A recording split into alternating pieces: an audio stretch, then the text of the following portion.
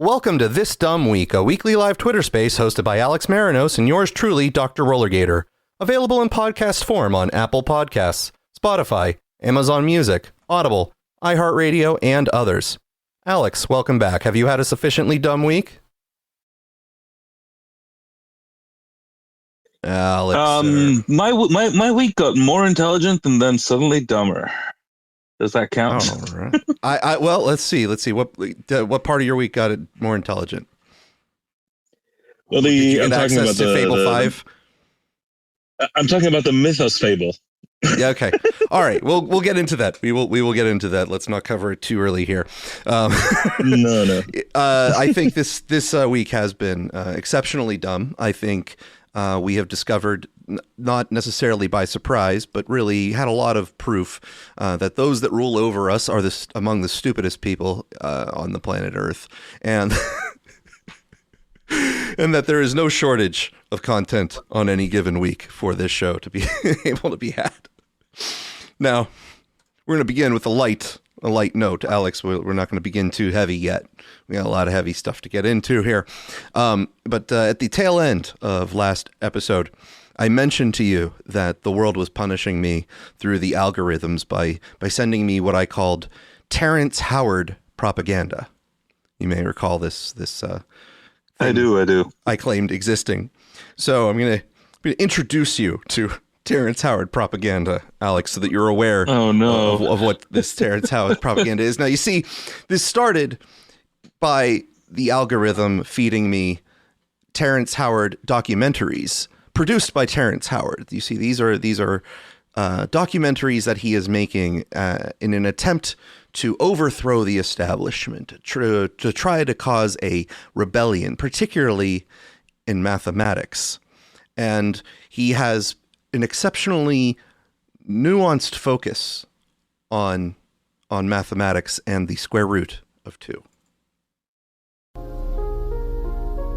Now, here's a little funny hiccup about the square root of 2, which you may or may not have heard. It loops. It lies. You see, if you take the square root of 2, which is 1.414,213,562,373,095, now if you cube it, meaning you multiply it by itself 3 times, what do you get? You get 2.828,4271,2174,6190. But wait, that's the same value that you get when you double it, because the square root of 2 times 2 is equal to 2.828,4271,2174,6190. So somehow the square root of 2 cubed is equal to the square root of 2 times 2, which is equal to the square root of 2 plus the square root of 2. That's not a relationship. That's not rigor. That's a mathematical love triangle pretending to be a rule. Now, we've just demonstrated that x cubed is equal to 2x, which is equal to x plus x, only if x is the square root of 2. Now, Alex, hearing that in words, it might not be evident where the mistake he's made. It was evident. It was painfully evident. No. Yes. No, I did not need to write this one down. Yes, it is obvious what he did. Okay. I mean, it's remarkable that he actually did work through the math and, it in fact somehow adds to my faith in the man in that he worked through the numbers and he figured it out. But somehow he did fuck it up at the end. He did make a full statement there. But frankly, I did not expect him to be doing that kind of work. You know what I mean? Like I was just expecting him to be gluing words together. He's doing something else, which I don't know what it is. He does glue words together at various points during that documentary. There are a lot of words used that have been just duct taped and chicken wired held together in the form of sentences. Now, you know what I mean, though, right? That he did dig up a real relationship. He misunderstood it tragically, but it scares me a little bit more. Tugging at something. He's written this down several hundred times by now and still has not yet caught his basic arithmetical error, but that's okay. That's all right. Now, you see, for those who don't know, Terrence Howard is a Hollywood actor, maybe former, maybe current. It depends on when his last job was. I'm not sure. He was fired from the television show Empire over some sexual abuse allegations, but he was also fired from the Iron Man movies. He was in the first Iron Man and then did not come back. Yes. Can we check if the one alleging the sexual abuse was Juicy Smollett by any chance? To my knowledge, it was not. It was not Juicy Smollett. Okay. Now, Alex, that's Terrence Howard's independent contribution to intelligence that he has made, and you can say, all right, listen, Terrence Howard has money. He's allowed to do what he wants. And if he makes a mistake, okay, people will gawk at his mistake and they'll have to, he'll just have to live with that. What bothers me, at least as far as my exposure, is that there is the Terrence Howard propaganda. That wasn't the Terrence Howard propaganda, at least by my classification. No. These are people who are not Terrence Howard, who have listened to Terrence Howard, think he has something going on that's worthwhile, and are encouraging others to follow in his stead.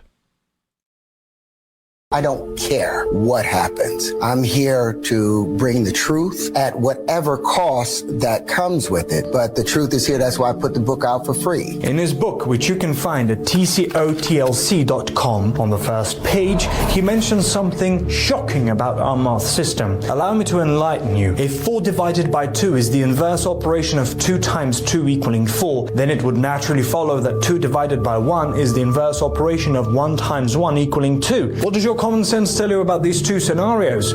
What do they have in common and what are their differences? Division. The number 4 is divided by 2 twice, and the truth is the number 2 is divided by 1 twice. Addition. 2 plus 2 equals 4, and 1 plus 1 equals 2. Subtraction. 4 minus 2 equals 2, and 2 minus 1 equals 1. Multiplication. 2 times 2 equals 4, and 1 times 1 equals 1. Can you see where the mistake has occurred? Do you know how I figured it out? What's 1 times 1? 1 times 1 is 1. To multiply means to do what? To make more, right? Yes. Increase a number? Yes. Multiply? Yes. How can 1 times 1 equaling 1 be part of the multiplication table? It has to satisfy the term multiply. It doesn't multiply. Terrence explains that multiplication involves making more or increasing in number. When one object exerts a force on another, the second object also exerts a force in return on the first object. Similarly, if one object applies pressure to another, the second object responds with pressure exerted back onto the first object. For example, take a calculator and input the number 2, followed by finding its square root. The result will be approximately 1.414213562373095. Now perform 2 different actions with this result. Multiplied by 2 and raise it to the power of 3.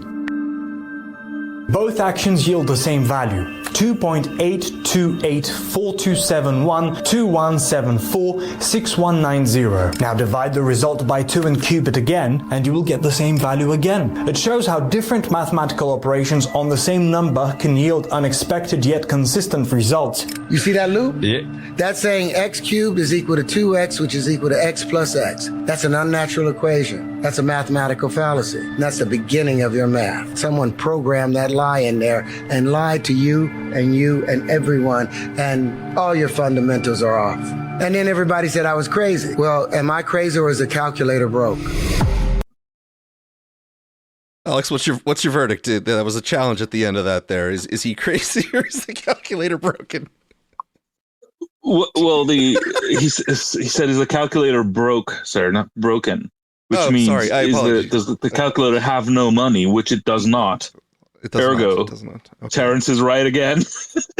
Wow, I'm not able to keep up with him. I'm sorry. This is not my. I'm not good enough. I'm not cut out for this type of work. Alex, was that guy related to Konstantin Kissin? Because all I could hear was Konstantin Kissin in a deeper voice, giving that sort of Terrence Howard propaganda. That's the only example I'll abuse you with, but that's not the only example of Terrence Howard propaganda I've seen lately. There are several. You are on the quest of hidden knowledge with Terrence Howard, and I don't know how many people are falling into that trap, but I hope it's not too many. Look, Terrence Howard will help us, I think, in the future. He will be very useful because we will always have this, it's recent, so it's well captured enough in surround sound and like just more like, volumes of output, but pre-LLM to my knowledge, which means that, as we get more and more of this, we will always know that it wasn't, per se, well, a result of AI psychosis. You've seen Eric Weinstein on Twitter going after Grok and sort of like wrestling Grok into submission so that Grok will say that he's right about something or shame Grok into submission. Do you think that Terrence Howard has similar discussions with the LLMs? I know it, but I mean, if you saw, I think we've discussed Eric's sort of self-leaked conversation with Claude that was highly revealing of his internal mental states. We did broach on it once, but if you want to remind anyone who wasn't privy to, well, I don't remember. Oh, so he posted a screenshot of a conversation that he had with Claude, and made certain assertions about what that screenshot was.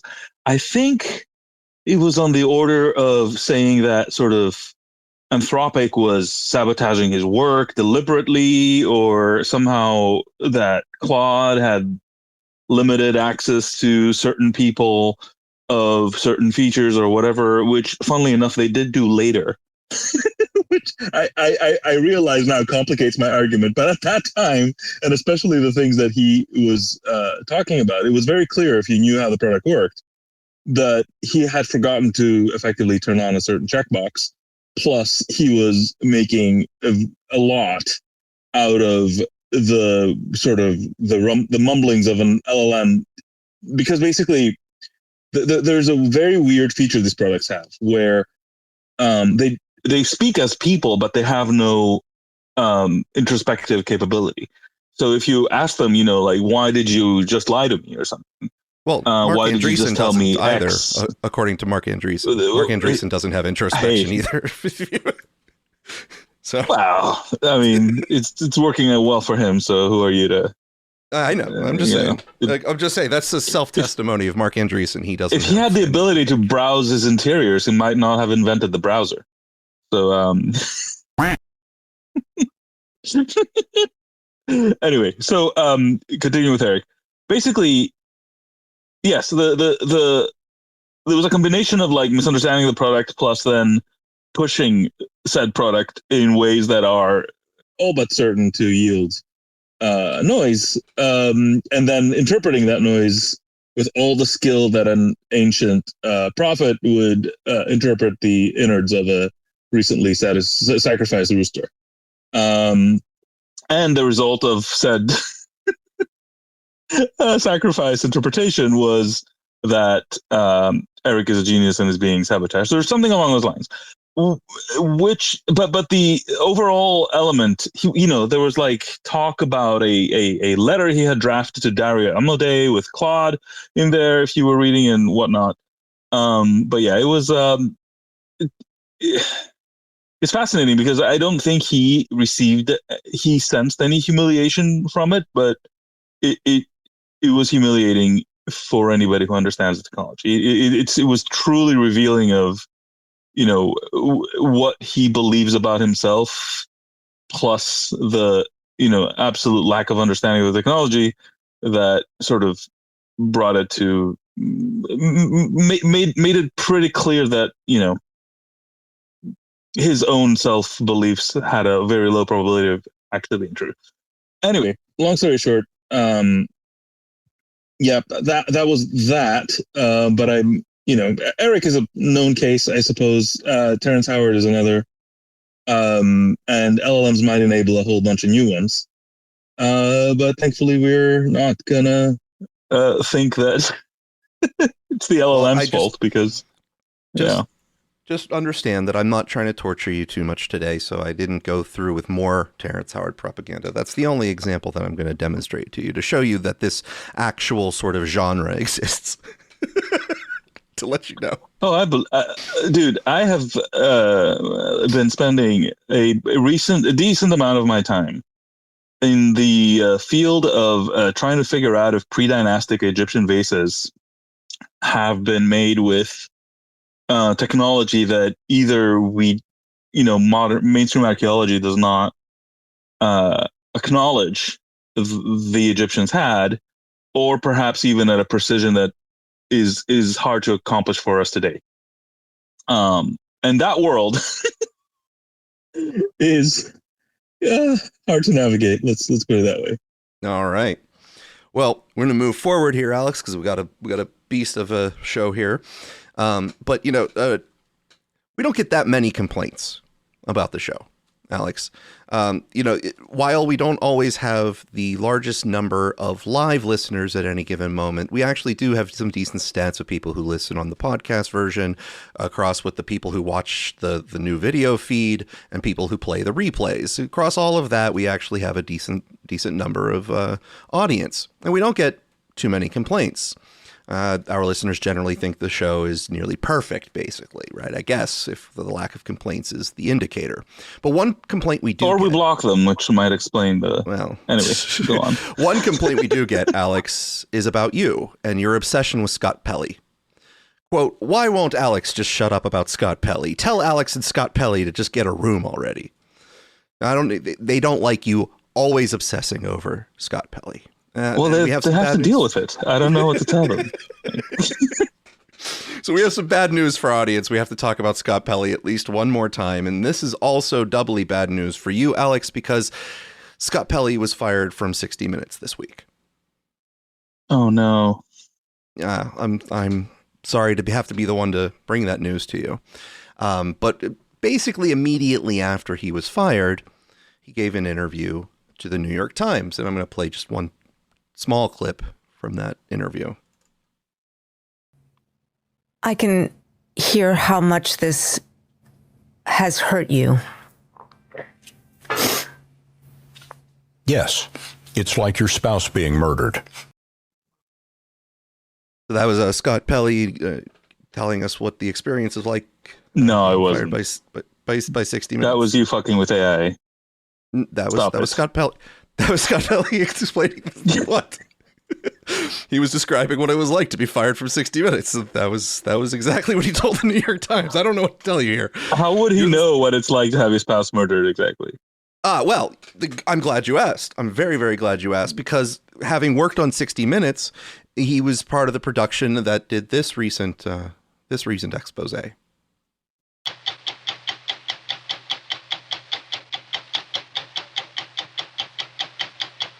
For many couples, the promise is simple: until death do us part. But for thousands of men each year, those words arrive far sooner than expected. In an instant, husbands become widowers, left to navigate not only profound grief, but a world that suddenly feels unfamiliar. Tonight, we look at the lives of men learning how to carry on after the loss of the person who shared their home, their routines, and their future. Their stories are deeply personal, often painful, and rarely discussed. Most husbands cannot begin to understand what it is like to lose your wife. It's so difficult. It's like losing your job at 60 Minutes. So that's how he knew, actually. He didn't actually have to experience it himself. He knew in advance that the experience was like that. So whenever he actually got fired for 60 Minutes, he knew exactly what that widower was talking about. Gator, this was so on the nose that I feel like the audience is going to start thinking that we are pre-coordinating this when we are very obviously not. You just sometimes really set me up perfectly. I don't know how it works out, but that you have no idea what I'm going to do on any given day.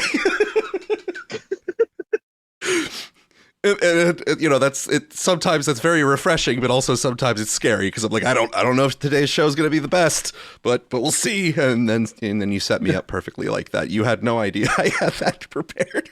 I truly, I mean, All right. I guess I'm starting to learn how you think. Anyway, so yeah, Scott, what all right. Yeah. All right. Well, we're going to move on to some serious items now because they're very meaty, Alex. They're very, very meaty. And I'm just going to go ahead and hit play. You'll know exactly what's happening when I hit play on this next topic, and we're going to get this topic's going to be a little bit long here. Well, thank you, Gwen. Gwen Shotwell's been an incredible partner, and was one of the first people to join the company. And so thank you, Gwen. Oh, she's in New York, of course. Where is she?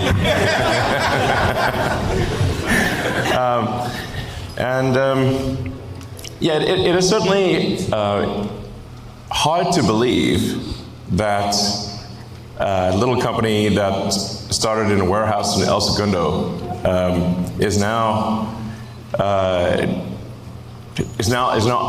going public with the largest IPO that ever. And let me tell you, if people had told me this was going to happen, I was like, man, you must be smoking some really good crack, because I think this company's going to fail. I mean, I gave SpaceX less than a 10% chance of succeeding at all, to be clear. In fact, I told people this. I said, look, we're probably going to fail, but we should give it a try, because if we don't, if there's not a new company that enters space, we will never be a truly spacefaring civilization. While the other aerospace companies, they build good rockets and everything, they were simply not pursuing the technology that's necessary to make life multiplanetary, to make Star Trek, to make the exciting science fiction futures that we've read about real. And that's what SpaceX is all about, is to take the fiction out of science fiction and create an exciting, inspiring future for everyone. We want to be able to take anyone who wants to go to the moon, anyone who wants to go to Mars, or anyone in the solar system, and maybe beyond the solar system at some point. We want to be able to take you there. Not just a few astronauts. I mean you, literally you. If you watch, whoever you are watching this, SpaceX wants to be able to take you to the moon, take you to Mars, and ultimately beyond. And I'm confident at this point that with the incredible team that we have here at SpaceX, that we will do that for you.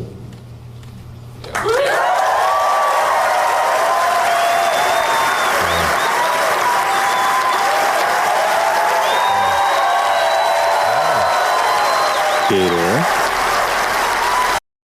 Yes. Have we lost you? No, Gator's here. Did you not hear Elon Musk?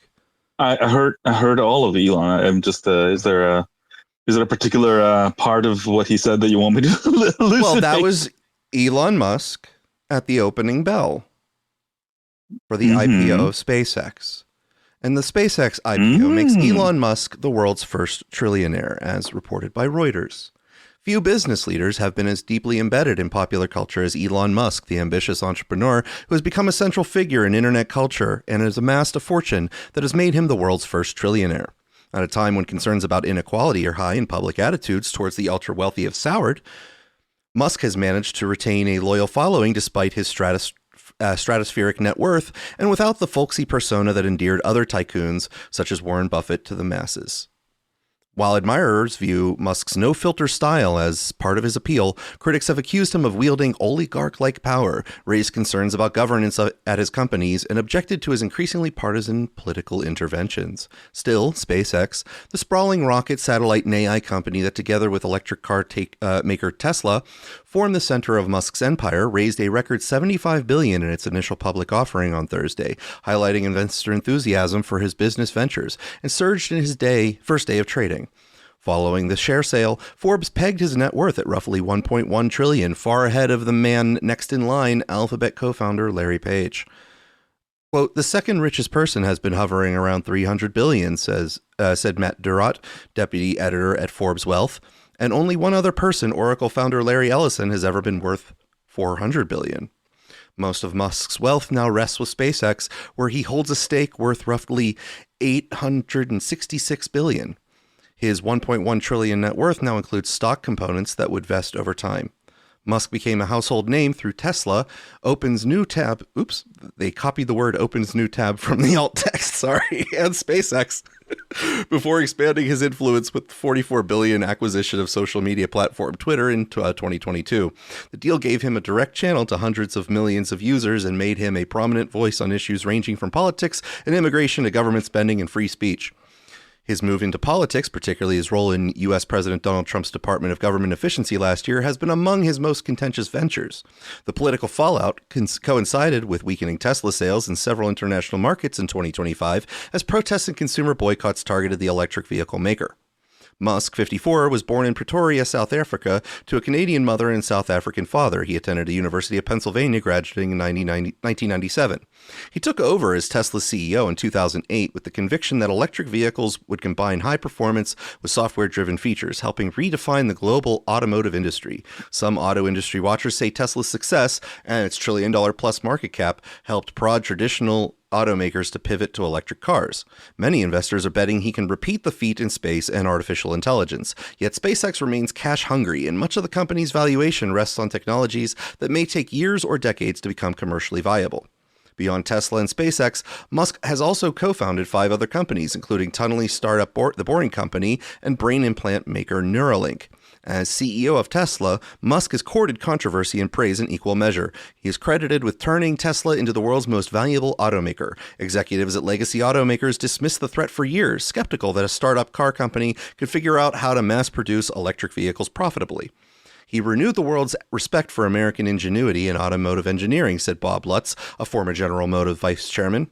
At the same time, Tesla has faced legal challenges and shareholder concerns tied to his storied CEO. Particularly his 2018 pay package, once worth $56 billion. Musk's influence has become so pervasive that market observers have dubbed the network of business around him the Muskonomy. The phenomenon has given rise to what some investors call the Elon premium, a valuation boost driven as much by faith in Musk's vision as by traditional financial metrics. Quote, much like Tesla, SpaceX is a bet on Elon Musk, says Matt Kennedy, senior strategist at Renaissance Capital, a provider of IPO-focused research and ETFs. Quote, a market cap of $1.5 trillion to $2 trillion would certainly throw all traditional valuation methodologies out the window and is instead best characterized as the Elon Musk premium. The concentration of influence around a single entrepreneur has amplified concerns about corporate governance, conflict of interest, and the risk of tying company fortunes too closely to one individual. Over the years, Musk has turned clashes with regulators, billionaires, short sellers, journalists, and media organizations, including Reuters, into recurring public battles that often unfolded on social media. Musk's alliance with Trump followed a similar pattern. After helping bankroll Trump's return to the White House and serving in a senior advisory role through the administration's DOGE initiative, Musk became one of the president's closest corporate allies. The relationship later fractured amid disagreements over policy and spending, spilling into a public feud. Though the two have since struck a more conciliatory tone, their falling out highlighted the increasingly blurred lines between Musk's business empire and political ambitions. Yet for many investors, concerns about Musk's often unconventional behavior are outweighed by his track record of turning ambitious ideas into some of the world's most valuable companies. Quote, Elon is the Edison of our time. JP Morgan Chase opens up a new tab. I keep reading that. It keeps copying it. CEO Jamie Dimon. I'm faltering like Joe Biden. Repeat the line. End of quote. Please. CEO Jamie Dimon said during a recent conversation with Musk, the banker, a former adversary of Musk in a prolonged legal battle, has since become an admirer. Dimon told CNBC last year that the pair had hugged it out and hailed Musk as our Einstein. Now, Edison famously was electrocuting like elephants and stuff just to scare people from Nikola Tesla. So, look at his dangerous electricity. It'll kill this elephant, and then he'd electrocute an elephant. So, I don't know if the guy who owns Tesla should be called an Edison, but that's fine. We'll forgive them some of their analogies. Now, Alex, I don't know if you were paying close attention to the IPO this week. I know that in the previous weeks you said you were going to, stand over to the side, probably not just dive in and invest right away. See, feel it out, see what's going on. How do you feel this week with the IPO actually now being in the past? Well, it's fascinating because there's a certain class of pundit that has been all over this, and they're the sort of people that had a take ready no matter what happened, right? So if it went up, they were about to complain about how rich Elon is, because apparently having $1 trillion in notional net worth, which of course they don't understand what that is, or they pretend not to, is fodder for all sorts of takes that we can go into if you want. But if it had gone down, then of course we would be talking about the pump and dump scheme and the, dumping it on the public. And what about the pension funds and whatnot? But my personal favorite takes are the people who are complaining that SpaceX is both too big and not profitable, or, all of that stuff. And that the public markets are not supposed to be for non-profitable companies or whatever, which forgets what the public markets are supposed to be, which is a source for risk capital. And as we have pushed and pushed and pushed the regulations onto these public companies, they delay their introduction to the stock market, which moves a lot of their gains to venture capitals, and more recently even private equity has enter this game. And so the companies enter in the market bigger and bigger, with people then complaining about, what if it doesn't take long enough for the companies to be entered into the indexes, and just all sorts of complaints that just feel like what you had characterized as the portion is too big, too small, and it doesn't taste good and whatever. An absolute lack of coherence, basically, and on all fronts, with the only vibe being, I just don't like it. What if you were to provide a pessimistic view of SpaceX's future profitability or longevity, what would you say is its biggest risk? Look, the worst case scenario, or a pretty bad scenario, would look like this. Let's say that some underlying technological assumptions that Elon is making about the AI data centers and the space economy and whatever turn out to be a little bit more like self-driving cars than he would want to. Okay, so they don't, pan out in 5 years, but they pan out in 15 years or whatever. In combination with perhaps some changes in the on-the-ground economy that enable, let's say, data centers, for example, to be built much more economically, and or perhaps some AI developments that mean that we just need less data centers or of a different form or whatever. That means that, his bet on data centers in space, again, either doesn't come soon enough, or when it does come is not what the world needs, right? It is not as valued as he expects it to be, basically. So I think that would be the bear case. Am I? Yeah. Is it sounding like a fair negative scenario? When certain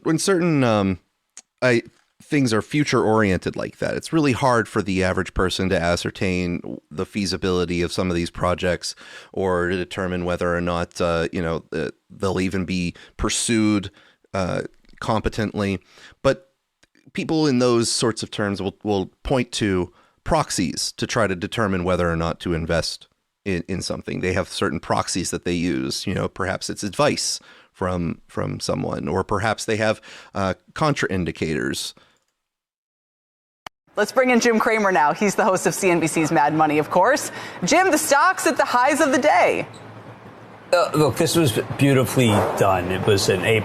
Everybody involved did a terrific job. The two book runners, retail for Morgan Stanley, institutional for Goldman, they're superb. I've not seen a deal done as well as this one that I can recall.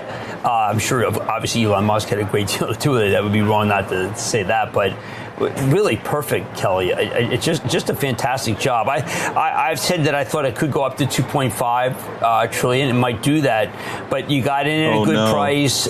People who want to buy more, who got in, are going to have a very good average. It's really just very well done.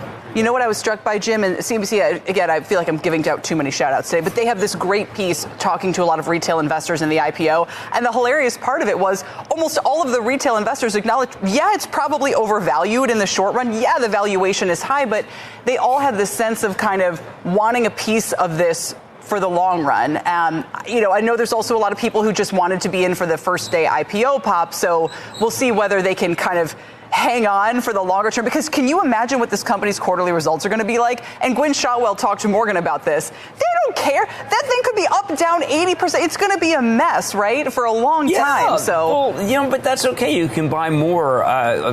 My friend Brad Gerster said a lot of really good things about what the actual deal means. I feel like that in some ways we're losing everywhere against the Chinese, or at least the press makes us feel like it. But we're not losing in space. We're not losing in space because Elon Musk has a vision. You're allowed to buy a piece of what Elon Musk is doing. I'm very proud. I think that at a certain point I'd like to have it for my charitable trust. I talk about it, so I can't. But Kelly, sometimes deals are done and they really pop just as much as they should, and they attract people. It's not outrageous. It's not Cerebrus. It's not Figma. It's just a very good deal, very well priced, and people who want to buy it, I think, should absolutely go do it. So there's nothing embarrassing about it. There's always a couple of people who are they're kind of house bears, and you can dig them up, and they're going to come up with a lot of negative things.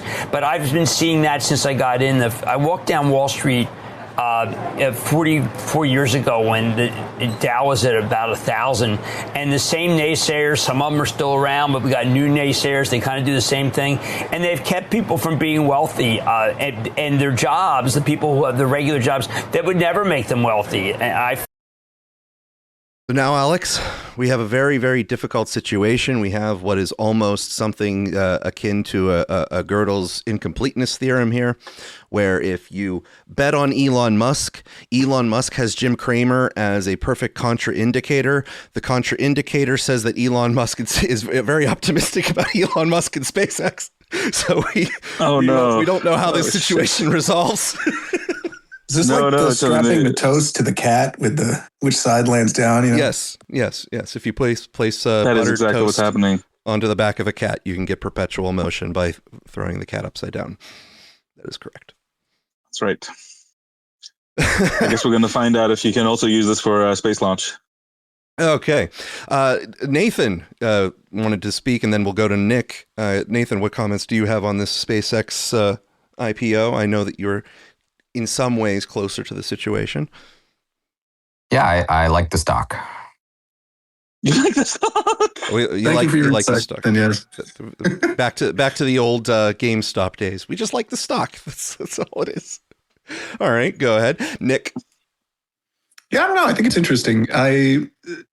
It's pretty on point, right? It's obviously kind of overvalued, but just historically speaking, betting against Musk has not been a great strategy, at any particular point.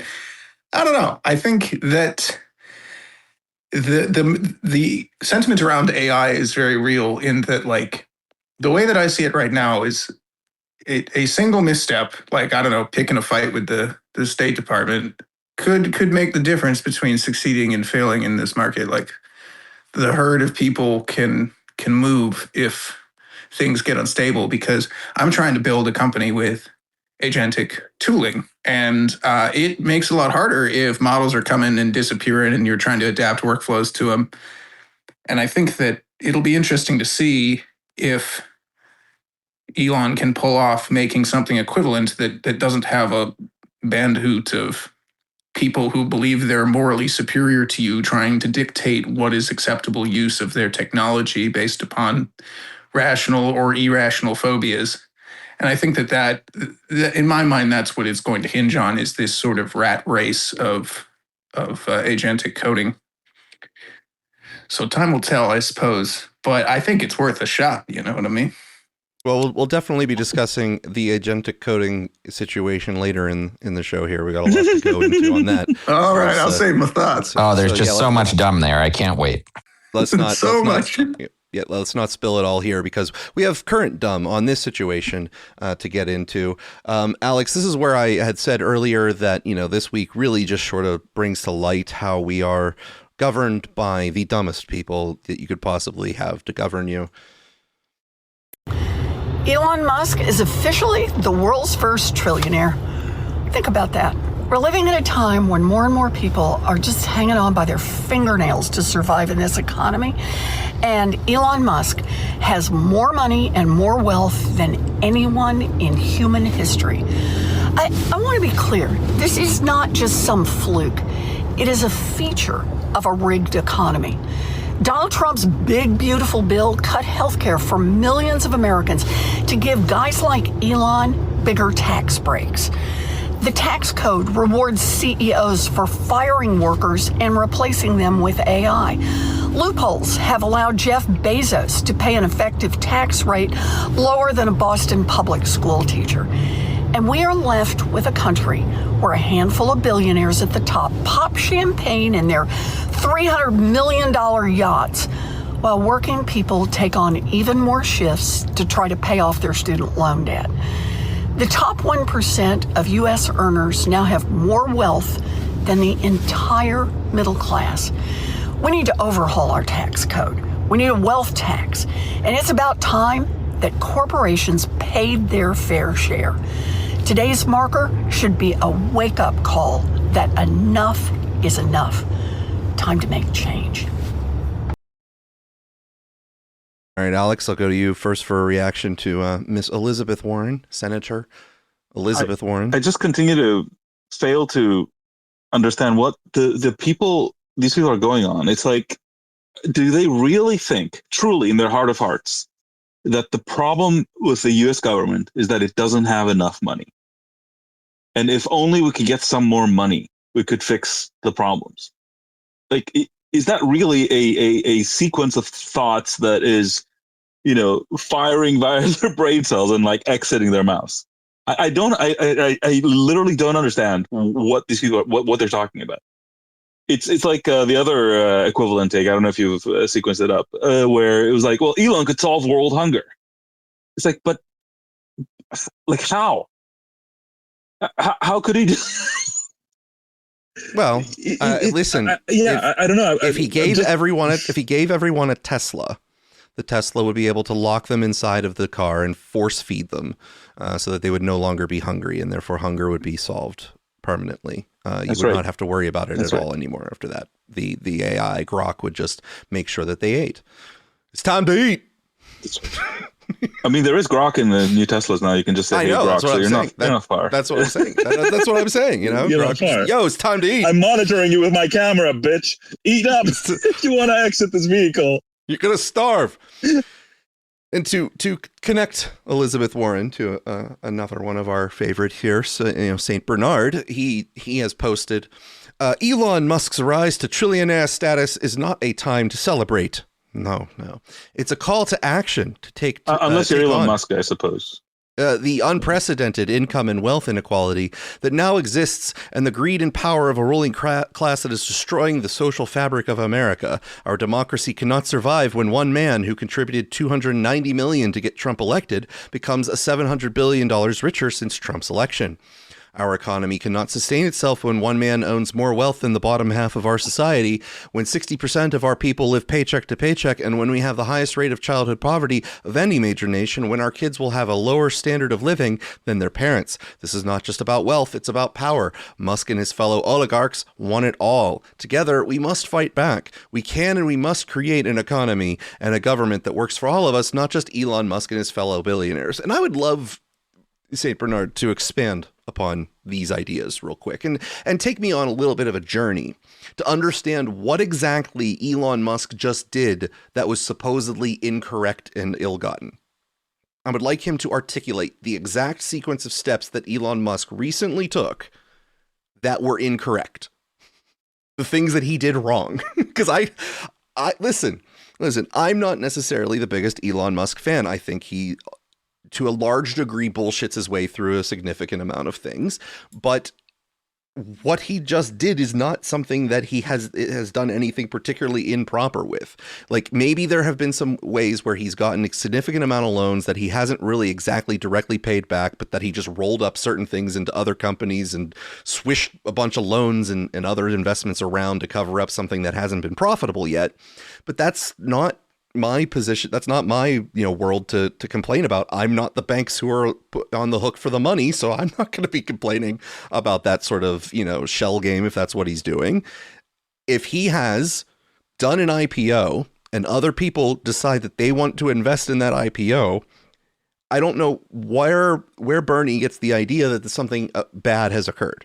I'm not 100% sure he can articulate anything in the sequence of steps that has actually been wrong, outside of complaining about how taxes that the government structured have incentive structures that people obviously follow, and then they don't get completely taxed the way that he would want to if he were a dictator, taxing them at whatever rates came to his mind while he was sitting on the toilet.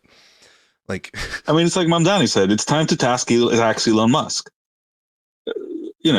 It's time. I mean, and I said, like, I had no idea that he wasn't being taxed. Like, this is an outrage, if so. Yeah, I don't know, man. Well, it's again, like you say, right? You can disagree with him. You can. I mean, honestly, these people now have crystallized in their heads that apparently Elon Musk murdered children, but with his USAID cuts. Yes. Okay. Yes. All right. Whatever. Okay. He's a murderer. Fine. Apparently Pope Hat, by the way, who I think you are somewhat familiar with. Yes. Pope Hat.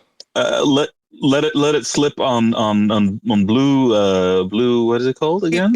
He didn't let it slip. Sky. He did not let it slip.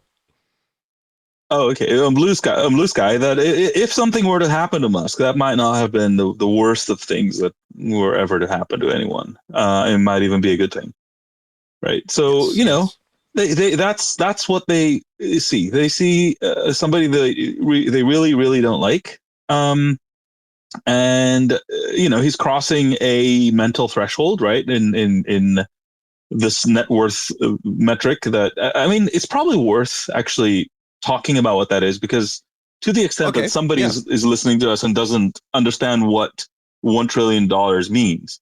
So I'll get to the punchline and we'll work backwards. I'll get to the punchline and we'll work backwards. Go for it. If Elon Musk attempted to liquidate all of the assets that come into the calculation of what his net worth is, he would wind up with a significantly smaller fraction of that in hard cash. A much smaller fraction of that would not be available to him in form of cash. It would plummet the stock price of every single company that he is holding stock in, and would tank them overnight. Yeah, and in addition, all those companies would then be under the control of a bunch of short-term funds, private equities, you name it, right. And they would become these very short-term, profit maximizing, eating the seed corn kind of companies that supposedly the Bernies of the world hate, right? These like ruthless capitalists, like maximizing that come in that come in and gut the internals to make a profit, right? The ones that just come exactly. Yeah. Just run everything by a spreadsheet, yada yada. That's what would become. Yes, exactly. So the amount of money that Elon could just pull out, were he to just literally this very moment go out and liquidate his shares, would be, I don't know, a couple $100 billion, maybe. Hard to tell. And at the same time, the control of his companies, which is really the valuable asset he has, would evaporate into the sea of a bureaucracy or whatever. Whoever gathered enough shares to push forward, voting, could control the board and would be able to appoint all the important officers and just run the company for short-term profit. Okay. Is that really what they want? That's the thing. It's, this 1 trillion is a number. It's not like not a number, but when you hear that, you're thinking Scrooge McDuck, diving in a pool of coins or something, and it's just not the situation. It really is as simple if you were to just limit his wealth to one holding of stock, so we don't have to get too complicated about it. It really is as simple of a calculation as saying what was the last stock price, multiply it by how many shares he has. That's his wealth, and that stock price fluctuates on so few trades, meaning in the grand scheme of things, you could trade 10,000 shares of Tesla and have a stock price that moves up a couple inches. He gains on paper through that simple multiplicative calculation. He gains on paper $20 billion, but it's not realized. It can just go down in an instant too. The minor fluctuations of the price, even a large fluctuation on a big day, on a good day that turns around the next day, 5% up, 5% down, is a huge swing on his balance sheet when you're doing that calculation, but it's all fleeting. It's not an actual tangible number. He can't if the price went up 10%, he would not be able to sell his entire bundle of stock at that 10% premium. It would immediately undercut the entire price by like 20%, because there'd be too many shares to buy. Nobody would have any pressure to sell for a high amount. They just keep going lower and lower, because that's called supply and demand. Like, it's a general economics is lost on these people. I mean, I think they know, right? I mean, Ro Khanna apparently is worth $250 million, which I didn't know, but I now do. So I don't know. I think anybody at that level of assets understands basic things, but it doesn't help them to know this. You know what I mean? Like, it doesn't. Then they can't, make those banger tweets about the billionaires and the trillionaires. Yeah, I don't know. It's depressing, man. To me, like, attack Elon. There's a lot of things to attack him on, and we have on occasion, and there's a lot of critique to layer and whatever. But like, make it on things that are coherent, that actually like have some essence underneath. Like, not this sort of, I don't like that he made a like, fuck, man. Like, again, if you have children, like, think of it this way: like, he's giving us something to say is happening. You know what I mean? Like, Starlink, SpaceX, Starship, like, these are things that are cool that you can show your children. When they're also all very American, like building giant factories, and all the satellites are built in the US, and all the user terminals are built in the US, and it's all vertically integrated in the US. And there's all these stories of welders and janitors and all these people making money in the IPO, and thousands of new millionaires, and How dare one be a productive member of society and create business that employs real people and brings value to our economy? Like, that's just I swear the worst, to God, in fucking Seattle, I'm getting my electric car stickered because they don't like that I bought it after Elon had been designated a bad person. Like, what the fuck? It's the thought police, man. What the fuck is actually happening, guys? May I pose another piece of evidence towards my case that we are governed by the stupidest people to possibly govern us? May I? Go right ahead. Add one more. Well, Nick, I don't know why you were Alex right now, but that's okay. Alex, may I? Please go ahead. All right. Also from Elizabeth Warren this week, a tweet. If we tax AI, we can use that money to build a country that works for everyone, where healthcare is treated as a human right, where every American is guaranteed a job, where education isn't a privilege reserved for the wealthy. That's why I'm fighting to tax AI. Now, if you can find something coherent and reasonable in that tweet. If we taxed bullshit, we could build a country that has less bullshit. I don't know, man. Like, this is just, I feel like these people are struggling to find something to say at this point, right? And it's all vibes. There's no like, and again, like, could I reformulate what she's saying into something that is like at least not like ludicrous on its face? Sure, I can, but I'm not sure she can. Like, tax AI. It's like, tax what? Like, the algorithms, like the weights, like, what are you gonna tax? So here's what makes it additionally preposterous to me. Okay, like, there is the surface level, like, what are you even talking about? What specific objects or functions are you going to tax? But avoiding that, just ignoring that complication for a moment. Okay, the idea that this new thing, supposedly AI, has now come into existence. And if we tax it, we can finally do the things that I guess we've always said that we could do if we just taxed enough. But what is it that we are actually saying if we say that? We're saying that we're so lucky that we just invented this thing because we wouldn't have anything else to tax had we not invented this new thing. Right? Like if there wasn't an AI era right now, if ChatGPT never got released and the LLMs were not as capable or just years behind now, she wouldn't be able to write this tweet. There wouldn't be anything she could claim that we could tax except all the other things that currently existed. And either those things were perfectly fine to tax to achieve these goals that she thinks are achievable now with the AI, or we had to wait to make AI, which she contributed nothing to. But is now taking credit for providing all of these items based off of taxing AI, whatever that means. Like, I don't know, man. It's just, yeah, it's in the right. Yeah, exactly. Like, you can't say if we tax AI, we can achieve the impossible without immediately attaching, thank you, tech bros, and sorry for shitting on you for all these years with all the terrible things I said about you. Turns out you were really working on something. Exactly. I should have known. Exactly.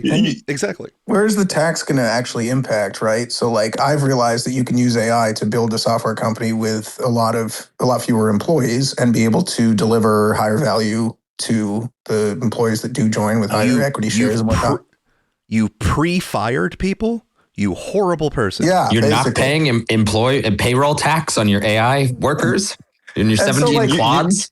If you tax that, then you're making it, again, more difficult for new business owners to personally start destroying. Do you realize how much counterfactual unemployment you've caused right now? Just with your words. I didn't hire an IT director, you know? Yeah. Oh, my God. But you're 4 actually million destroying. people were laid off, theoretically. You are destroying Social Security because that is FICA tax that is not being paid into the system that immediately goes out to those current retirees, you jerk. You hate old people. That's right. Nick hates old people. That's what we've learned right now. Thank you for clarifying. Why do you hate old people, Nick? Explain. Oh, this is getting aggressive now. That's what. Yeah, you volunteered to be up here. No, I didn't even open it up for speakers. You just were like, hey, I want to talk. Okay, moving on, Alex, to the same subject, but keeping with the fallout of it. This trillionaire thing, this number has really bothered people. Really, the progressives, the lefties out there, they're really bothered by this trillionaire idea. They do not like it. They do not like that many decimal points to the left in a number. They're very afraid of it. And so on CNN, we have Abby Phillips, which is usually the Scott hour where she just, scolds the one sort of conservative person they have on there, Scott, and just tells him he's wrong all the time. But Scott Jennings, yes. But here is them reacting to the trillionaire status of Elon Musk. There should be some checks and balances in this society. People should not be allowed to have $1 trillion. No one human needs that much money. Do you think that these ultra wealthy people, I'm not talking about people with 10, 15, 20, even $100 million. I'm talking about people who are approaching $1 trillion. Do you think that there's more that they should be doing to give back to the societies that helped them get rich? Elon Musk and SpaceX benefited from tens of millions of dollars in government contracts and deals that allowed them to become the company that they are today. Should they be doing, Bakari, I'm sorry. Yeah. Scott, do you think that they should be doing more? I think it's up to them. I think that many of them, and Arthur mentioned one, they do a lot. But it's not for me or you or any of us here to tell someone else what to do with what they earned. Governments do that every single day. It's called taxes. Yeah, I know. And the rich people in this country pay the vast majority of taxes. And I hear people today saying, oh, it's time that we tax the rich. Folks, I got news for you. We already tax the rich. They pay the vast majority of tax. And I think Elon Musk is the single largest taxpayer in America, and he'll be even bigger now. But is it for us to sit around and say there's a limit on what you can build, there's a limit on what you can earn, and it's now my job to tell you what to do with your money? Hell no. But Scott, let me... No, Alex, I'll give you an opportunity to see if you reacted the same way I did to that segment, because there's something in there that really really irritated me. See if you... What was it? Sorry, I didn't have any particularly strong reactions. I must have missed it. So there's something Barack Obama would do, and he would start to talk about how really the way that entrepreneurs and business owners benefit is by having society around them functioning. So there's a sort of a baseline that they are given to be able to have a business that is provided by society, and therefore they have an obligation to pay it back, because but for society existing around them in a coherent fashion, they would be unable to exist there. She took this idea that is normally repeated and took it one step past where it was actually an intelligent thought. SpaceX received a lot of government contracts.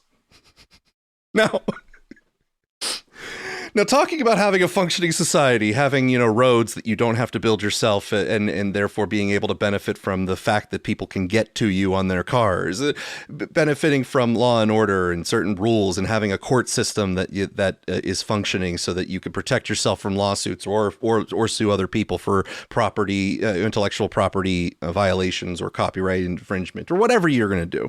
Having all of that as a functioning society was not her argument. You got government contracts was somehow how they needed to pay back because they engaged in a business transaction with the government. Yeah, I mean, put differently, SpaceX launched astronauts to space for money. Right. It's like you did things for the government, and therefore you must pay more money. It's really hard to square it. You saved the government a lot of money by offering more economical services than Boeing, therefore. By the way, in some cases, they literally had to sue the government to use them because the government was locking in services to other more expensive companies. And they were like, this is completely unfair. We charge a lot less and they're not picking us. And they literally won in court to save the government money. If I were to try to salvage Abby Phillips' sort of recommendation, it's almost like she wants a frequent buyer card, like they have at Subway, where if you get 7 sandwiches, you get one free because you're a loyal customer. No, Gator, we're missing it. What she's saying is that public employees should pay a higher tax bracket. I see. Right? I see. I mean, you're making all this money, all these contracts from the government. You have to pay more taxes. I mean, that makes sense. And frankly, now that she says it that way, I kind of see where she's coming from. Congressional reps, yeah, I agree. Nathan, any comments before we continue? No, all good. All right, okay.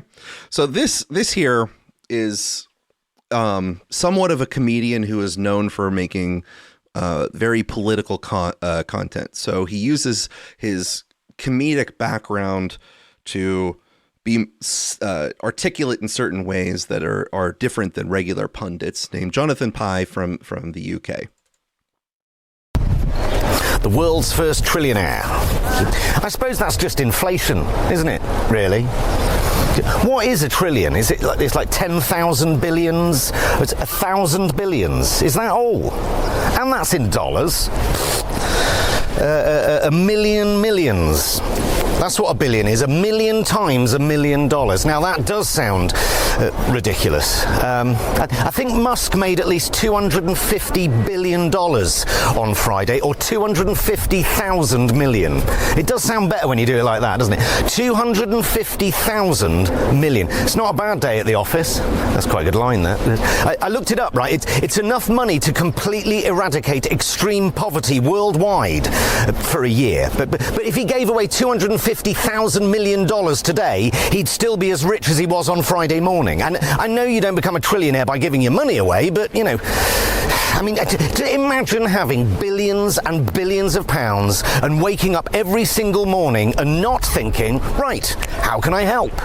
How could you not look at your bank balance and think, I'm going to try and save the world today.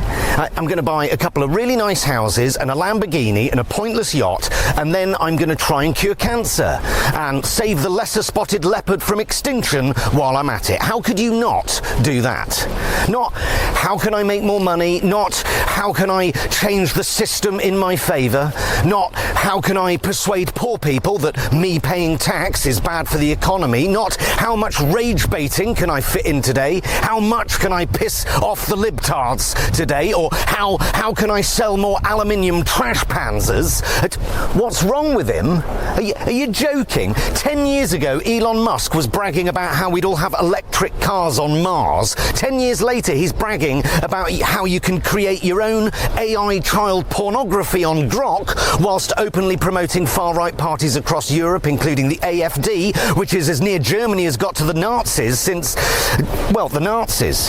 The guy pays Tommy Robinson's legal bills. He speaks at his rallies. Last year, Musk was suggesting that America should liberate the Brits from our tyrannical government, suggesting the king should recall Parliament, the richest man in the world, calling on an unelected monarch to mount a coup d'etat. He is objectively one of the world's most prominent spreaders of misinformation, false narratives, conspiracy theories, and outright lies, deliberately stoking civil unrest, like the time he tweeted a picture of migrants storming a hospital in Birmingham, and it turned out to be a still from one of the Batman movies. Does being the richest person in the world make you the world's biggest arsehole, or does being the world's biggest arsehole make you the world's richest man? Musk's wealth now exceeds that of the poorest 3.8 billion people in the world combined. That's 46% of the global population. Right, I'm not a religious man, but when I look at Elon Musk, I hope there is a heaven and a hell. I wonder if one day he'll realise that no bank balance, no matter how impressive, can guarantee you a place in heaven if you believe in it, or indeed shield you from everlasting nothingness if you don't. If we're lucky enough to live long enough, we are all destined to look back on our lives and be filled with a mixture of regret and gratefulness.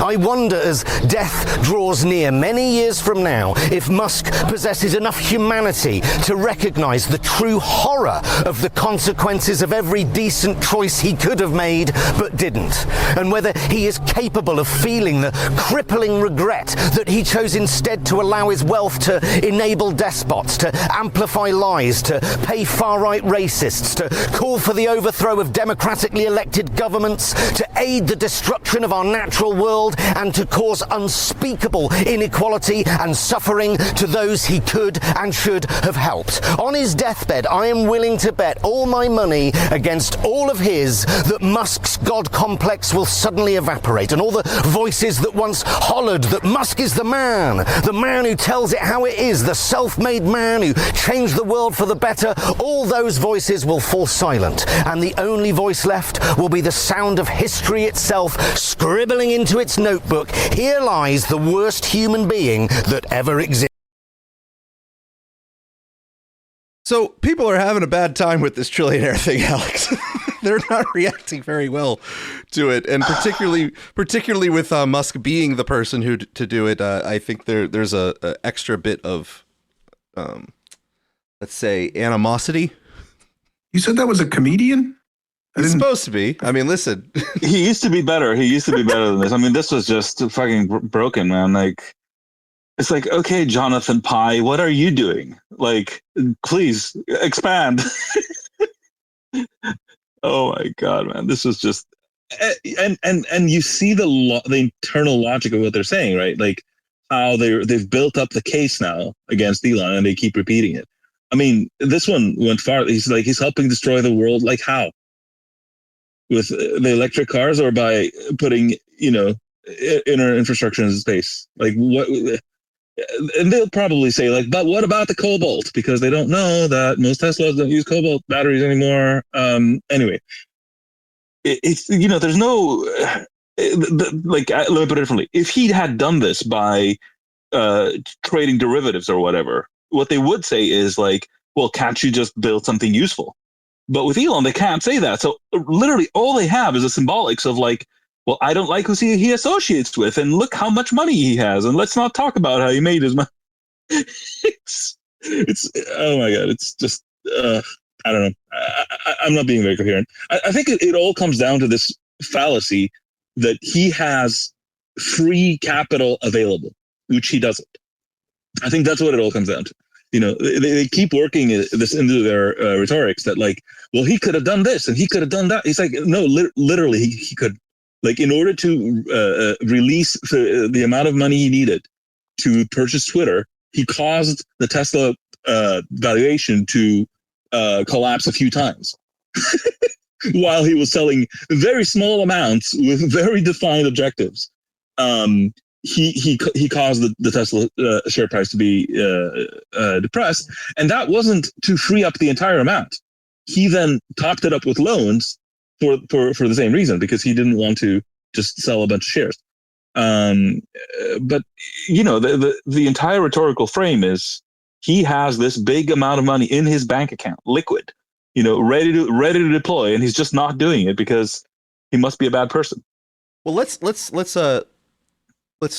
switch from the hypothetical nature of the liquidity of the 1.1 trillion valuation marker, and let's at least just start with he has the ability to liquidate and have liquid funds in an amount that is actually larger than most other people, given that a lot of his closest competitors in valuation also have the same liquidity issues. Although one could also then, I guess, argue that those with less holdings than he has actually have easier liquidity because they wouldn't have as large of an effect on the stock market as he would. Regardless, the idea that he still has a significant amount of liquidity that he could choose to do something they would prefer him do with that liquidity, so that he could give a couple kids some lunch money or something, who might be in poverty, and he could then buy them a nice little book bag or something, like he could do something that was showy and made them feel good about his wealth, as opposed to something else. I know that I don't know what they would want him to do outside of giving a significant amount of money away to either the government or in some sort of showiness with one of their favored non-profit organizations, or to candidates they like. That's about it. That's all he could do with money that I think they would approve of.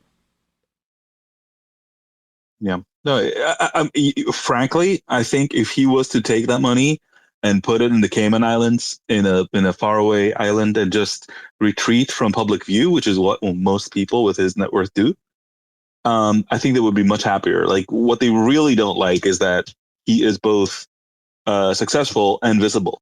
And you know what? Like, I think there's something else to add here that is really important and kind of attacks the core of their premise. He says, the top 1% make more money than the bottom 50% or 80% or whatever it is the latest statistics is. And it's like, okay, but like, surely you are going to be the first to tell me that there's more to life than money, right? That there's, people make different choices sometimes. Like you definitely, could have been like Elon, but you made better choices in your life, more moral choices. And that's why you are now a comedian on YouTube. Fine. But then why are you just abandoning all of this and returning to this framing that human value is how much money you have? Like, if you don't like money, you don't like people who make money, that's all dirty. You're an intellectual. They're, dirty, merchants, whatever. Got it.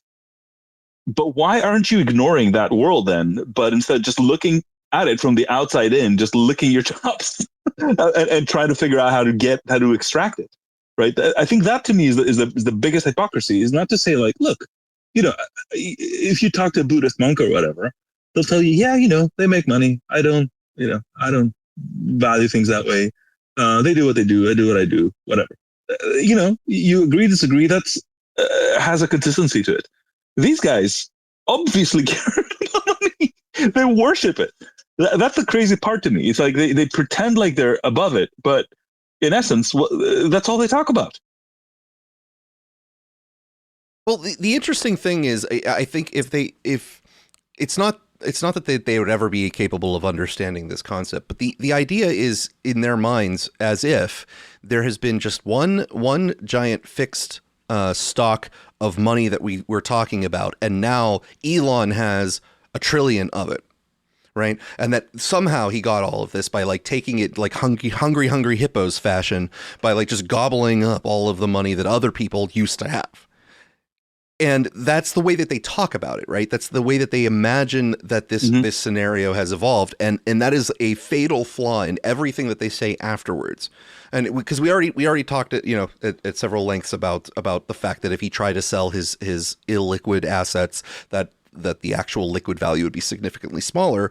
But that's just a consequence of what I'm saying right now as part of their perspective, right? That we are talking about physical individual dollars in circulation that he has just gobbled up like hungry hippos. And that's equaling 1.1 trillion. And therefore he needs to redistribute it, right? As it like that's literally the way that their mentality is structured when it comes to how this, even the word redistribute, right, implies that it was once distributed. Yes. And somehow has been centralized, and now it needs to, we need to restore the distribution that once existed, which never did, because again, his wealth is calculated off of the notional valuation of SpaceX shares primarily, which goes up and down by a very small number of transactions. So no, roughly speaking, no money changes hands, or a very small amount of money changes hands. It's like having a Mona Lisa that increases in estimated value. Mm-hmm. It's like, are you richer now? I suppose, but like you didn't really take anything from anybody or give anything to anyone else. But Mona Lisa looks just as unsatisfied as she did before. Mona Lisa looks just as unsatisfied that bitch as she did before. Nick, go ahead. I have attempted at various points in time to explain like basic accounting to some of these people, and I will just thoroughly dissuade you from even trying to go down that path. Like explaining to people that like this, like really calling someone's net worth like this, like really doesn't make any sense. Like it's, I guess like notionally it's correct, but it's all funny money, right? It's the PD ratio of a billion, right? Let's give them one thing. These valuations do offer him a lot of leverage when it comes to using it as collateral for loans that he could work with. Okay, so he can get a loan, use his shares as collateral, and have a particular valuation for it. Then he could do stuff with those loans that is real and tangible. Yeah, so there is a degree. It does give him significant amounts of abilities, right? So it is not. Yeah, but you can't should he redistribute a loan? Like, yes, absolutely. He should take out a loan, using it as collateral. Hey, if the U.S. government can do it, I think at least if the U.S. government can do that. Surely Elon should too. I am definitely a fan of the idea of him just giving me some of the money. I maybe call me a hypocrite a little bit, but I do like that idea more than others. D.A. Merrick, go ahead. Yeah, so do you think that it's actually somebody like Elizabeth Warren's point of view that this is accurate, that he could do all this? Or do you think that this is just another piece of pro-communist propaganda that she can spout out to make people angry? I think it's slogans. And she knows what she's doing. I think she's not that dumb, honestly. Even for a Native American, I think she's pretty sharp. I will have to agree with that, but it giving the deference to that idea is difficult simply because you then have to accuse her of being not only disingenuous, but sort of completely immoral with her disingenuity. And that's harder to lay. Idiot is just easier right there. And it's structurally coherent because the argument is fallacious that she's, laying, whether she, her being cognizant of the fallaciousness is. The steel man that I guess if we could materialize Elizabeth Warren here, or at least her honest subconscious here to tell us what she might be thinking. I'm not sure she is thinking this, but you could imagine this being the case. She would say, look, the structural power that people like Musk have is huge in ways that are hard to quantify and hard to communicate to people. So I'm putting it in a box that, resonates to convey the vibes, so to speak. Even if, directionally, I have a point, even if, frankly, Trump does it all the time, right?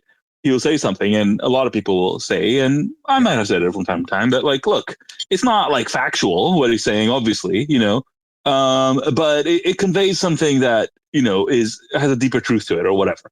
And I think that's what they would say. There's a slight difference in when Trump does it simply because he is a ball. And you can go like, nobody expects Trump to actually be the intellectual person in the room when it comes to the things he says. He might be right, he might be smart, but he's not the intellectual in the room. Trump does. Elizabeth Warren, well, okay. Wait, but Elizabeth Warren does try to have the gravitas that she is more erudite than Donald Trump. She doesn't have the same buffoonery. At least in her mind, her presentation is not as buffoonish, and her followers are not as buffoonish. So do you believe that tax Elon Musk will be similar to defund the police, where eventually they go, we don't really mean that. We didn't really mean that. I mean, they're doing it, and this is happening in California, guys. Literally, they're trying to pass some sort of wealth tax, and in reaction to even the potential, because they don't even want to be in the state when some sort of retroactive period comes into play. Very rich people are just leaving the state. Okay, and then people are like, no, we didn't really mean to. This wasn't going to pass. We just put it up on the ballot. You know what I mean? It's like, yeah, I'm sorry, man. Fuck around, find out. That, like, you can't threaten people that you're going to do what are they calling it? A one-time 5% wealth tax. Really? Is it a one-time 5%? That's legitimately going to be, are you going to stick around to find out if it's really going to be a one-time and just 5%? Or are you going to say...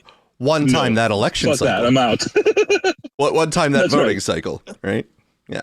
That's right. One time, two time, once you take the one time, then you don't have to return it if you're lying about it. Just take one more. Time that year. That's right. Yeah. I think, from where I sit, like, if you look at, like, I see a lot of cognitive dissonance, right? So, like, people have these sorts of attitudes, like, probably on some level, Elizabeth Warren knows that, like, portraying it as she does is like a misread of basic accounting, right? But there's obviously, therefore, like a motivated conclusion, because I don't necessarily think she's being fundamentally disingenuous, but yet she states things that, like, don't make sense, right?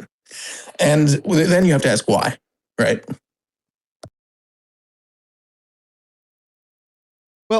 I think maybe a better way to frame all of this is that whatever they claim Elon Musk could do, the government could also do. And whatever they can claim that Elon Musk is not doing, then, the government also is not doing. But as opposed to Elon Musk, all of these people that are saying these things could have voted, or at least could have put in a bill to vote for that thing to be done. And they haven't. Right? Like, if it really takes $6 billion to end world hunger or whatever, then okay, where's the bill? Have you tried to vote that in and see what happens? Like, sounds pretty falsifiable. Like, we could find out if it takes $6 billion to end world hunger. Yeah, you know what I mean? We pass $1 trillion bills all the time. So why not? That's right. Just to slip it in there in the big beautiful bill. Just slip in a nice sweet $6 billian. Fuck, USAID probably had more than $6 billion budget per year. I don't know what the number was, right. But like, definitely within its lifetime. So you start to wonder if maybe they weren't that good at their job. All right, we'll probably have more to talk about in the coming weeks on that, because I'm sure that the topic won't die down as the recent report is that in after hours trading, the SpaceX shares jumped 19%. So I'm sure that we'll be still talking about the thing to having followed Musk a lot, the thing that we will just absolutely, like, if you don't avoid it, like, you're just gonna disgust yourself with the amount of headline urge. Is every single now up and down of the stock is going to get translated to Elon Musk lost $30 billion on this. Where this is like a tweet. Take that, punk. That's right. Yeah. That's right. And then the next day, of course, it goes up, right? Like, so all these people that were celebrating how terrible a manager is because, X.com valuation was going down. As soon as it became profitable, no longer talked about it. That no longer became a topic. Now it became, a big component of the SpaceX thesis, whatever. And now they're complaining that it's just making too much. It's too valuable. It's like, okay, all right. But I think, long story short, it's literally a headline generator that has very, very little to do with underlying reality. It's not that there isn't an underlying reality, is that the triggers they use to generate events, which is this sort of the fluctuations in Elon's net worth, are they're not real, events. You could say that Elon became practically more wealthy when Starship had a successful launch to orbit or near orbit or whatever. That is an actual milestone. Like SpaceX has now acquired a capacity that it didn't have before.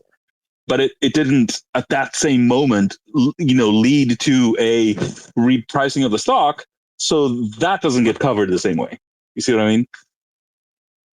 Well, yeah, it's not gonna end, because just 5 hours ago, Senator Ed Markey tweeted that it's our money, that Elon's money is our money, and then posted an article's headline that says, "How much of Musk's wealth comes from government help? Virtually all of it."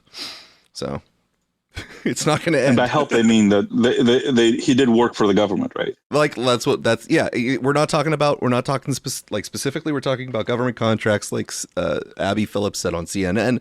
Now, it's one thing if you're talking about government grants or some sort of handout system that's corporatized. But, other than that, it's like if he's taking contracts, that means he's providing a service to the government that they wanted to buy from him. Like, that's called normal transactions.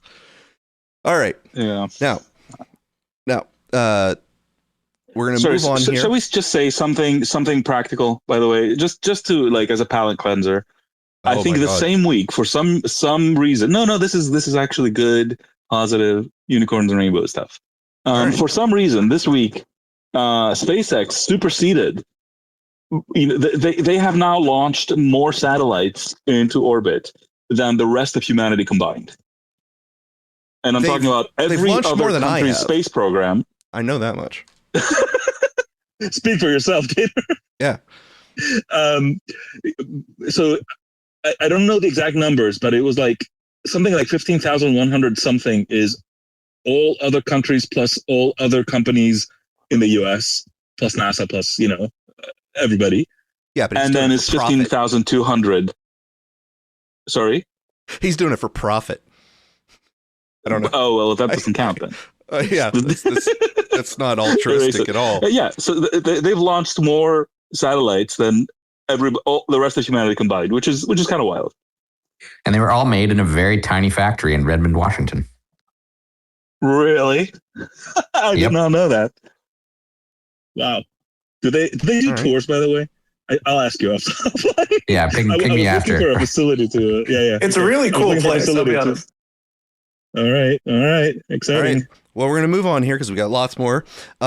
So, Alex, Tulsi Gabbard announced that she was stepping down as DNI because her husband, I believe, has cancer. So she's gonna retire and go spend time with him as he hopefully recovers.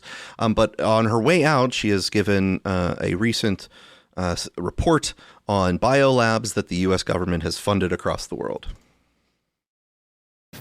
After months of searching through intelligence community holdings and files, today I'm releasing new evidence of long-standing U.S. government funding of more than 120 biolabs in over 30 countries. Now, these biolabs include labs in places like Ukraine, which could be at risk of compromise due to the ongoing Russia-Ukraine war.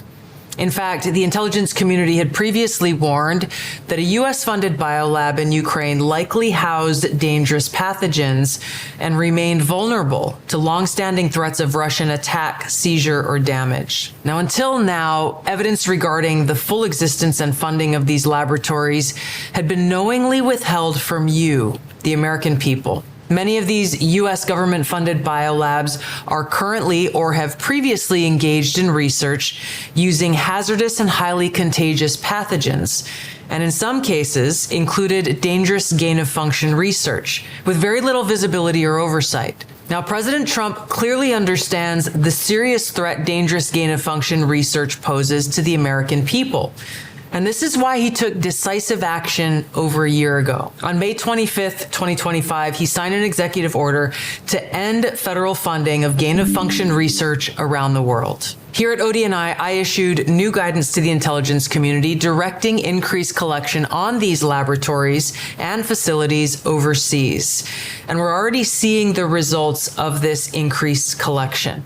We're learning new details, for example, on clinical trials that are underway at these facilities and that are raising significant ethical, financial, and security concerns regarding the supposed public health initiatives and U.S. national security. Now, despite the obvious potential for catastrophic global impact that research on dangerous pathogens in biolabs can have, politicians and so-called health professionals like Dr. Fauci, as well as entities within the Biden administration's national security team, lied repeatedly to the American people about the existence of U.S.-funded and supported biolabs. Not only did they lie, they threatened those who attempted to expose the truth. So this release today breaks new ground, as the information surrounding the existence, history, locations, and funding of these U.S.-funded biolabs has been intentionally covered up by very powerful people who falsely claimed that these biolabs didn't exist. Now, they accuse anyone who says otherwise to be foreign assets and traitors to America. Now, ODNI will continue working closely with partners across the U.S. government to identify exactly where these labs are and what pathogens they contain to end dangerous gain-of-function research that threatens the health and well-being of the American people and people around the world. So that's possibly one of her last little things on her way out, I believe. Alex, any thoughts on that? Have you seen that prior to this now, or is this the first? Yeah, have we discussed this? I have written a thread which I just sent you over DM. Okay. I'm not finding the attach button. So I had written a thread on the 8th of March, 2022. So this is what 4 years ago. Which. So I'll read you the first message, and then you'll get the vibe, and then we can go as deep or as shallow as you want. It says, "Okay, folks, put on your full body tinfoil hazmat suits because we're about to dive deep. This thread will cover links between Ukraine, biolabs, Hunter Biden, EcoHealth. I seriously wish I was kidding." So yeah, no, I mean, it is one of those stories that when I started digging into it, I was like, just so burnt out from all the shit I was finding previously, and then you just hit this thread that just like expands into like from anything from Hunter Biden to Epstein to whatever, and you're like, this can't possibly be real. Not that it's not happening, but like, you know, like why am I reading this right now? Like, it's more like being upset at like how ridiculous this whole thing is than not believing it's happening per se. But yeah, no, I mean, it's all there. It's you know, when I wrote that thread, you can sort of see how defensive I was, because I was very self-conscious of how ridiculous the shit I was writing was. And I was really, really careful to only write things that were like demonstrably provable. But ever since, yeah, now apparently it's like no big deal. Yeah, sure. Of course we had biolabs. You know, what do you mean? All the big boys have biolabs, so we have some too. So I guess it's fine. Well, okay. So do you have anything you'd like to I can go as deep as you want. You know, I mean, the most ridiculous part is that many of these labs were run by this one company called Metabiota, and that had secured funding from a venture capital firm called Rosemont Seneca, I believe, and that firm had as one of its main partners was Hunter Biden. Like, I don't know what else to it just can't be real. Well, if you recall, Hunter Biden is the smartest man that Joe Biden knows. So you can't like underestimate his He very well might be, man. Like, I don't know. He seems to be in all the right places. Are you? Well, I mean, listen, he was this close to successfully synthesizing crack cocaine out of Parmesan cheese. So Just a couple more attempts. Well, there you go. And he would have actually had it down pat. He just needed to fund a few more biolabs. Was there anything in Gabbard's statement that gave you optimism, or that you found was like something you didn't know? Or no, it's kind of strange, right? Because it's okay. She's coming out and she's telling us all these things that were happening, and now she's out. So I guess that's the last we're gonna hear of it. So it's I don't know. It's like some sort of weird whistleblower type report. But as far as I've seen, we haven't heard particular, novel breakthroughs. It has validated a lot of things we already knew, I suppose. But if people are digging, maybe we will see new findings come to light. But I haven't seen them yet. It's a bittersweet sort of thing, right? If particularly when they finally come and admit something that you had done research on and that you knew all along, that finally it's coming around to you. It's not as satisfactory. Like as long as you weren't convinced that you were crazy, or that everyone around you was calling you crazy, it's like, okay, I knew that, so I'm glad that you finally caught up to where I was based off of public information with the private information that you found. I'm glad that you were able to catch up to me. But I don't know, if Trump replaces her with someone else, do you have anyone on your list of people you'd hope that he would replace her with, that perhaps that won't just then drop the ball? No, I mean the people being discussed are non-entities, either worse than nothing or just nothings.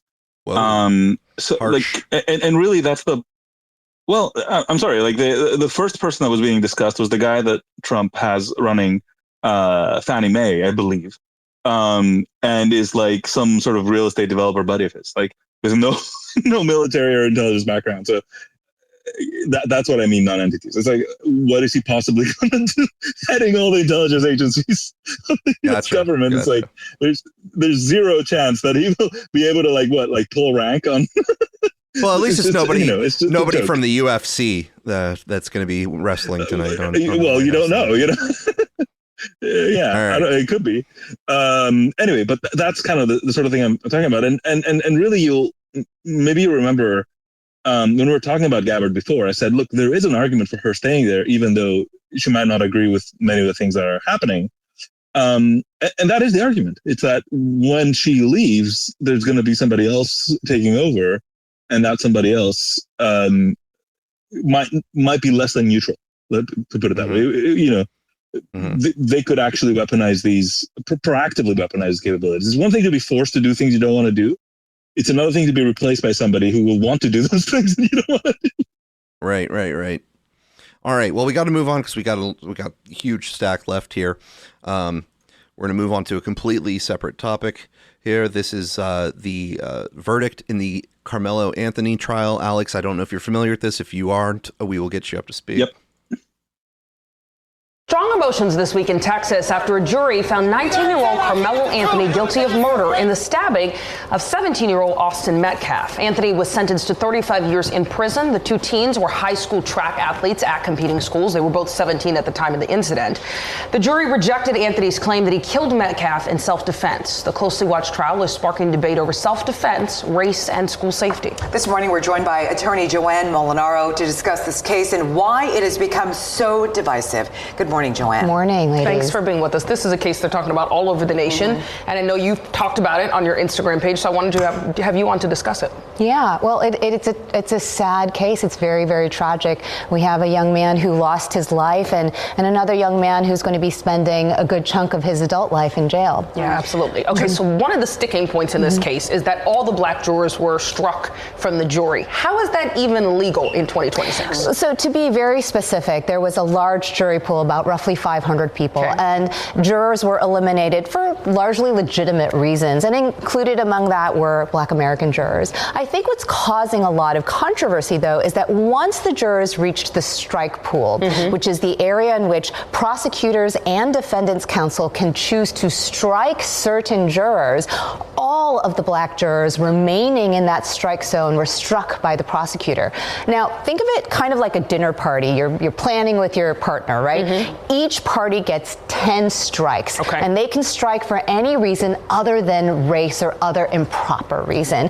And in this case, the prosecutor said it had nothing to do with race, but it's very eyebrow-raising that all of the remaining black jurors were struck by his strikes. Wow. Mm-hmm. Joanne, 19-year-old Carmelo Anthony claimed he stabbed Austin Metcalf in self-defense. So can you explain why that argument didn't hold up with the jurors? Well, there are really two reasons that probably prevented that from sticking with the jurors. And the first one is a proportionality argument, right? Deadly force is only permitted when there's a, protection of otherwise deadly force. A shove or a push, that doesn't rise to the level of saying, I'm going to take my knife out now and respond in kind. It's not an in-kind response. Mm-hmm. I think the other reason the jury probably had a problem with that was, of course, the statement that was uttered by the defendant right before he was bullied, which is, you're going to come at me and you're going to find out. And then he reaches into his pocket for that weapon. Right. That provoking statement under Texas law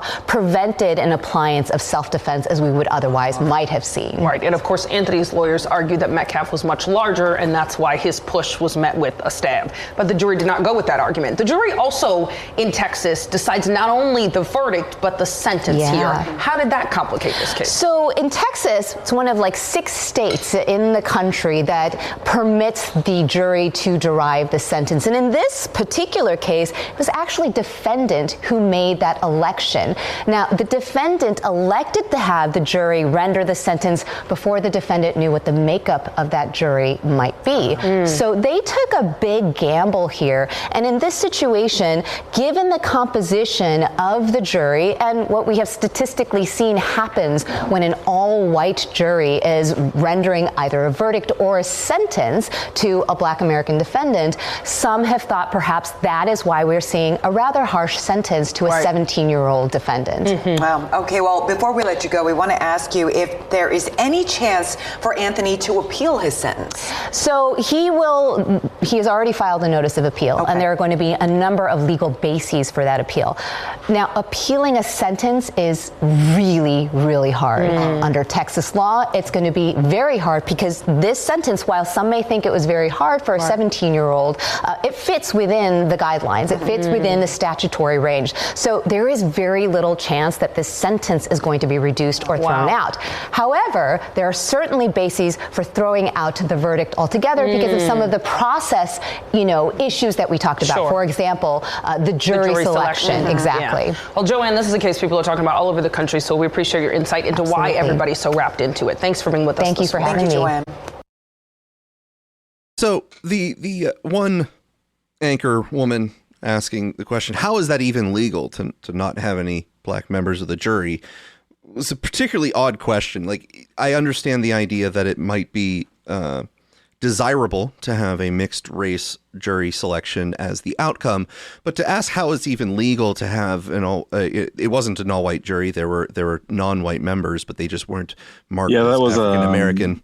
False implication. It wasn't exactly stated, but it was implied that it was an all-white jury, which is false.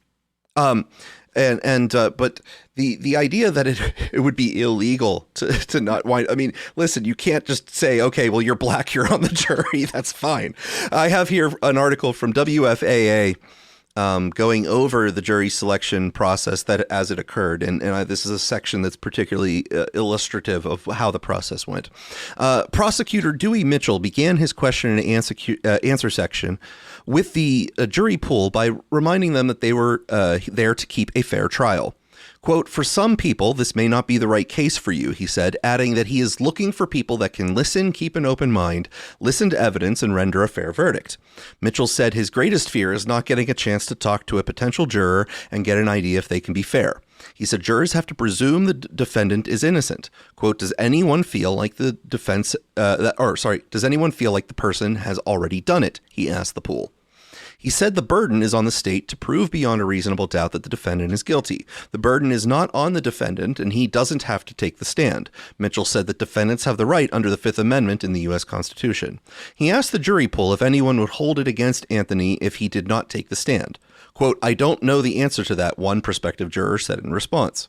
Some of the jurors said they noticed the small number of demonstrators that occasionally gather outside in the courthouse parking lot. That morning, about a dozen Anthony supporters, identified by their T-shirts, were present in the back of the parking lot away from the courthouse, and about half that number of other demonstrators were gathered peacefully nearby. Mitchell asked if the outside influences could impact the jury pool's decision. Quote, "It may affect me," one prospective juror said.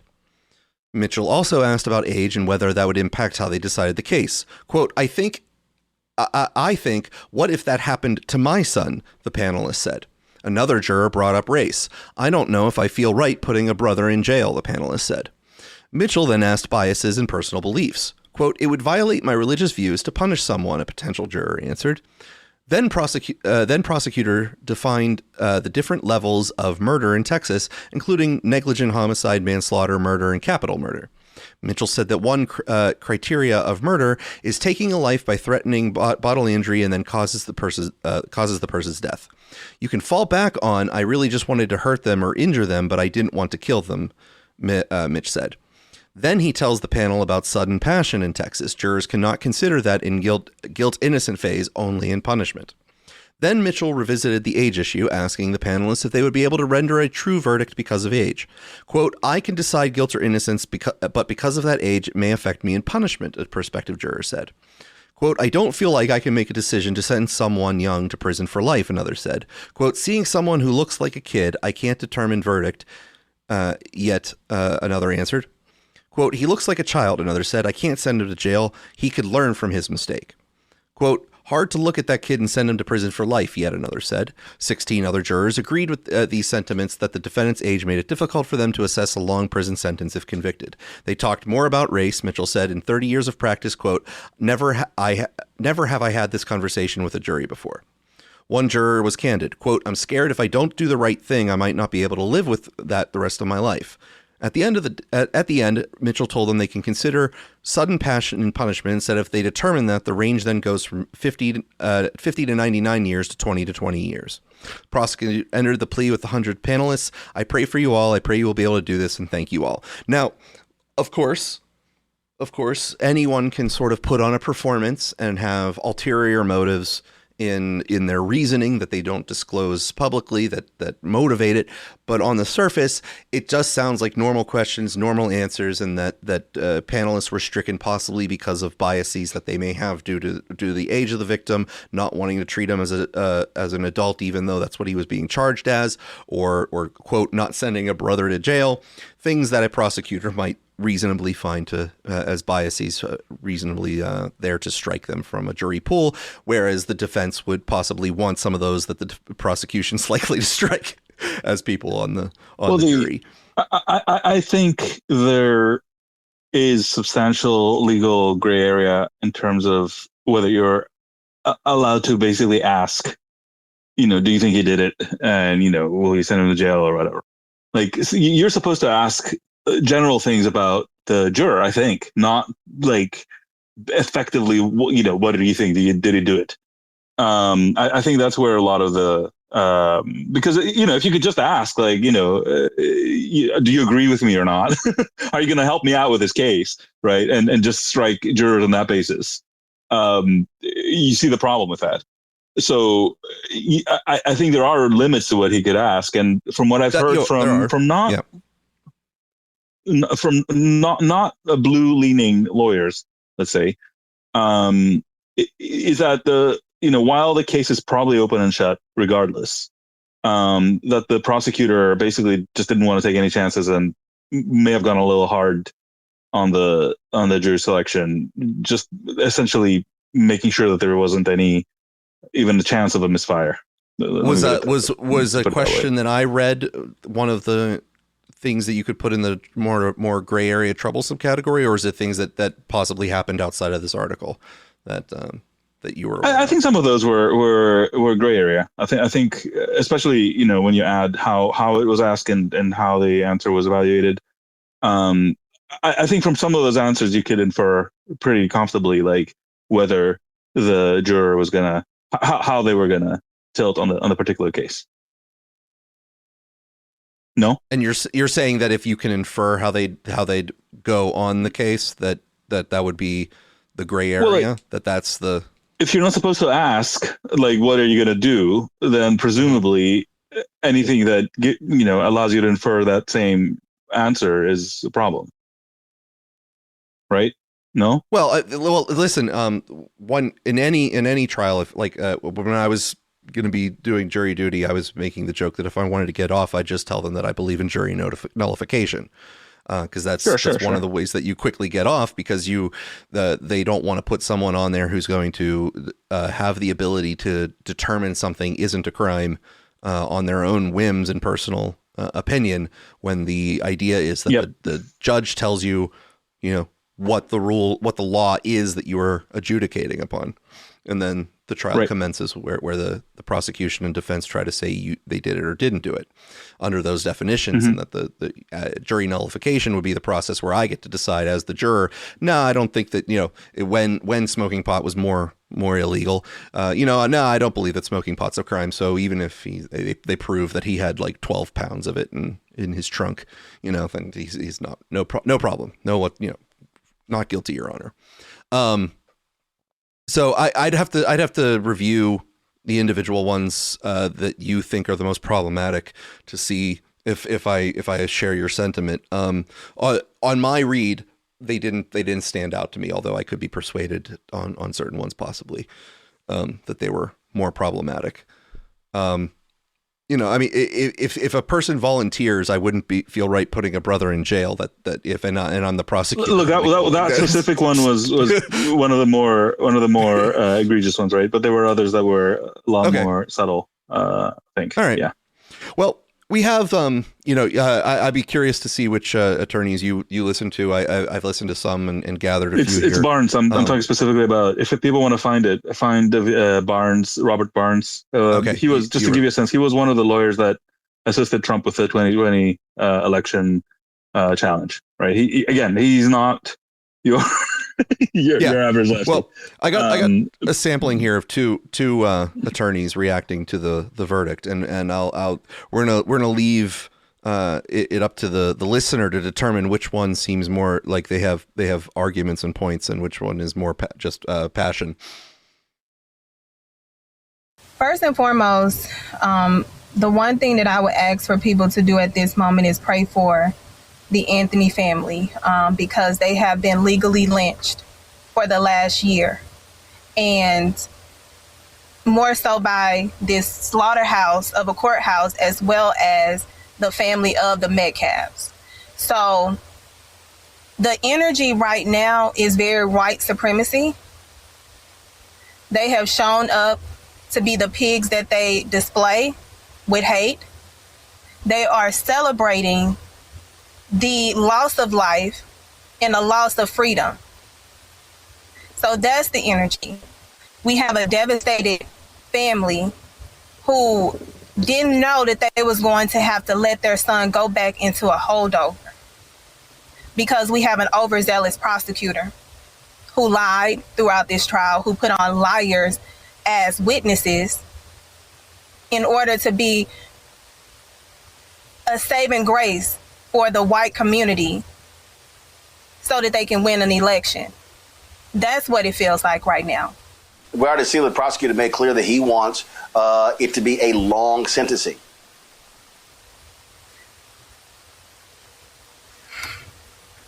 What I heard from this man today is indicative of why it's important that it's people that look like us that are in courtrooms like that. This man disregarded human life the entire trial. He invoked race. He equated Dallas County as being the ghetto, opposed to Frisco being safe. They propagandaed a photo of the deceased with black people around praying, saying this is community. They used us as a prop in order to pitch their lynching. This man has been known to be an overzealous prosecutor when it comes to us, He see us as what was the statement that free labor. That's what he see us as.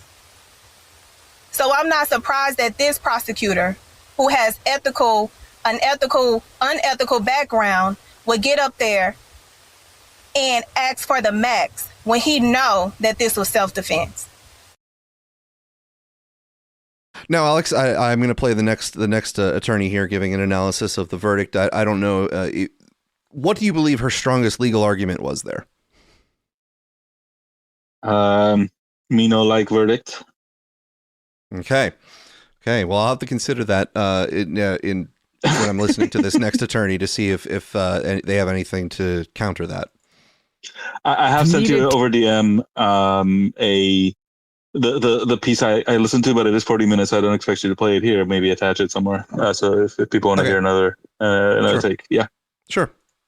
Here, under Texas law, in order for self-defense, have been viable here. Mm-hmm. The jury needed to hear that Carmelo Anthony feared for his life. And Texas has two general zones of self-defense. One is what we would call force, and then the other is called deadly force. If you perceive an assault, an attack, that is force, and you are allowed to use force to repel that. That is, you are allowed to inflict bodily injury at most, meaning pain, something like that. And it's not a perfect scale. If there's unwanted touching, I've had self-defense cases where one person is holding up their hand and merely touches the other person grabs them or hits them. It may be excessive, but that would still be permissible because force has one definition. Deadly force is the use or exhibit of a deadly weapon or something where you imminently fear permanent or bodily injury or serious bodily injury or death. So the jury would have had to hear something a little more dangerous than what they did. And this is where the prosecution, I think, was probably more effective. The day that I watched about 6 witnesses testify who were all under the tent. Okay. And as a defense lawyer, I'm watching it and I'm kind of taking their testimony with a bit of a grain of salt. The prosecution is very jovial with these witnesses, very humanizing. The witnesses' mothers were in the back of the room, and he would say, "Mrs. Jones," or whatever their name would be, wave your hand and show the jury who you are. And are you nervous? Yes, I am. What do you want to do when you grow up? That type of thing. A lot of really good rapport building, which is really tiny, but it matters and it adds up over the period of a trial. And each witness said the same thing. Okay, Alex. Now that was limited in its argumentation about what the confines were to be adjudicated on, but I'm going to have to lean towards the second one as having more of an explanation for what happened and why the jury might have pled in the way they did. Now, the reaction outside to the guilty verdict was a little bit impassioned. What do you want us to do? That's right. What do you want us to do at this point? What? I'm lost for words. I don't know what to do. I got 5 boys. I don't know what. I ain't got nothing to tell them no more. You can't walk away no more. Rest in peace, Trayvon Martin. Let me ask you this right now. I hear. So that woman does not know what to tell her kids, what to do, and in order to help Alex, I've prepared a production for today. We have a new song out on our record label, This Dum Week Records, that we are going to put out that has some helpful advice for a parent who doesn't know what to tell their kids.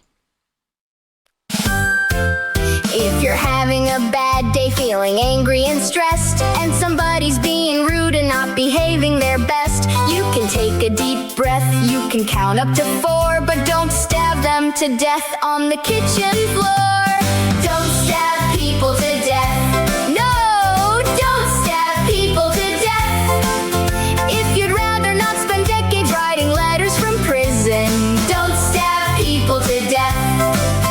You can learn to knit a sweater, you can join a soccer team, you can chase a better future, you can follow your dreams. There are lots of the healthy choices that are generally best, and stabbing people to death did not make the list. Don't stab people to death. No, don't stab people to death. It's a surprisingly useful rule for nearly every situation. Don't stab people to death.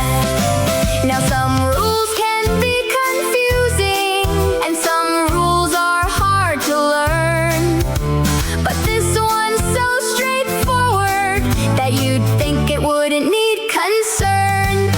If your neighbor's loud and annoying, and his music won't stop, you can file a complaint or ask a friendly local cop. There are forms and there are processes and experts you can get before you stab him to death, which we strongly recommend against. Don't stab people to death. No, don't stab people to death. The courts have looked into this matter and have reached a conclusion. Don't stab people to death.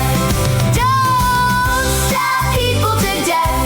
It's advice of uncommon breadth for a happier life with substantially less incarceration. Don't stab people to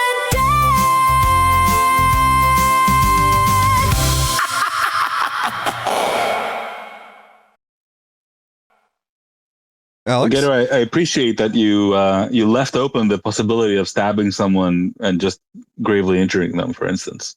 That would have fared better. That would have fallen under, an assault and battery sort of charge, and possibly with, reckless endangerment and indifference to grave indifference to human life. But that probably would have fared better than the murder charge. You think? Yes. It's good. It's good to be contributing society though with such productions, Gator. This is just for anyone who says that we're just two guys sitting here on a podcast, Alex, saying whatever comes to mind. There is an accompanying music video with that is now shared to the space. Those on the video stream got to see it. I hope you didn't use the devil's AI for any of that. Alex, because you know how Elizabeth Warren feels about it. I used the devil's AI for that production, but I did still spend probably on the order of 5 hours getting it all arranged, because while it would speed up the process from like the weeks or months long I would have to do an animation of that length. It did make the process. Wait, we have a video feed? Yeah, we have a video feed. You didn't know we had a video feed? Oh. We've had it for weeks no now, idea. man. Do you? Oh, damn. Where are you, Nathan? How am I supposed to watch that while I'm on the X Spaces though? Well, listen, it's not for you. You go afterwards to YouTube, subscribe to our channel, and watch it. It's on the X platforms as well. Live streaming now. Anyway. Oh, I did see that, but I thought it was just audio. Here. Okay, interesting. Wow. No, I got to do more for the cut parts where I'm not playing a clip, but once the clip plays, it transitions straight into the clip so that you can watch the stupid as it's occurring, not just listen to it. So there is a music video there you can watch later, Nathan. Now, to continue on this, I'm gonna figure that out. This subject, Alex, before we get to Anthropic, we're just gonna some of the reactions to the Carmelo Anthony verdict have not been grounded, in my opinion. They've been a little bit out to left field, a little bit hyperbolic, or let's say unreasonable. And I want you to begin to think about this America and the white people problem that we have. I'm going to make a statement. We know that Martin Luther King, the beginning of his work was all about integration. We do know that later on that did change. Integration has had great benefits. I think now, unless you must stay in America, unless you are supposed to be in the USA. Otherwise, if you're black, Integration has had great benefits. I'm telling you, and I'm saying this as a collective, let's drain this place of its benefits and make our mass exodus and go home and build. I repeat, integration has had great benefits, Black people. For some of us. Let's drain this place of its benefits and make our mass exodus and go home and build. See, civil rights did not make white people that are infected with whiteness stop being racist. They still raised racist children that run this country to this day. The Civil Rights Act just made social discrimination federally illegal in key areas of American life, housing, voting, and such. It changed what was lawful, what was punishable, and what rights Black Americans could legally demand and defend. That's it. And now, those rights at the federal level, there's an attempt to roll them back. Now, Alex, I'm starting to think, after all of this persuasive argumentation, that Metcalf actually pushed himself into the knife just to punish Carmelo Anthony and send him to prison. That it was a strategic play.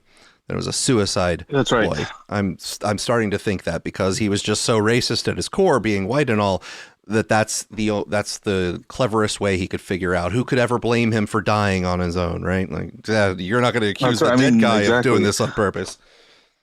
It's diabolical, really. Think about it. It's very clever. Now, Jasmine Crockett. He can't go to Liberia, though. I mean, I wonder how that's doing. I think, I don't want to get it confused with another area. I think Liberia does okay. I think Liberia maybe not so much. Okay. No, is that? Am I getting my? You might be talking about Iberia, part of Europe. Okay. Liberia, right. not so well.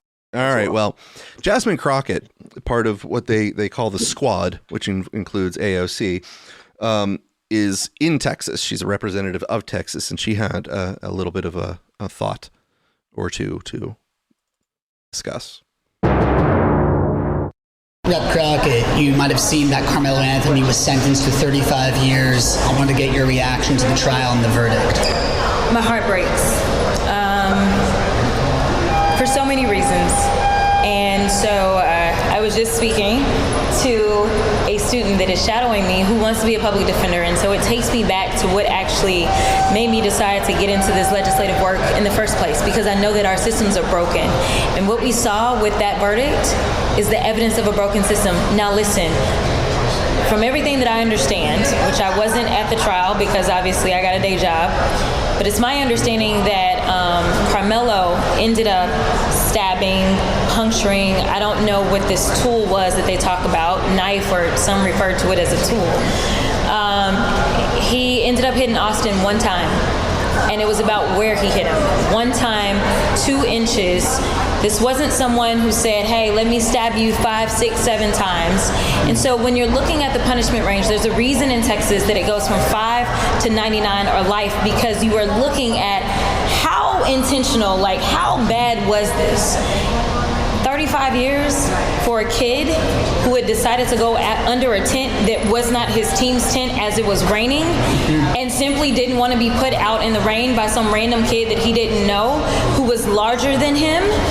Listen, a lot of people don't know what it is to live as a black person in this country, but just like you can give the benefit of the doubt to so many police officers when they go out and they shoot some black unarmed person, even though they are trained, The fact that there was little to no mercy seen or humanity seen when this black boy said that I was scared, or the fact that honestly anybody else who did something with such a small object, all I know is that it wasn't considered unlawful carrying of a weapon because the blade was not long enough. That they wouldn't even say, well, maybe this was more so something that looked like manslaughter. Well, some people might say, why are you even bringing a knife like that to a track meet? Yeah, people may say that, but walk a day in my shoes and then respond. Because we as black folks say, why is it that people need long-armed guns when we are going out and having a First Amendment protest?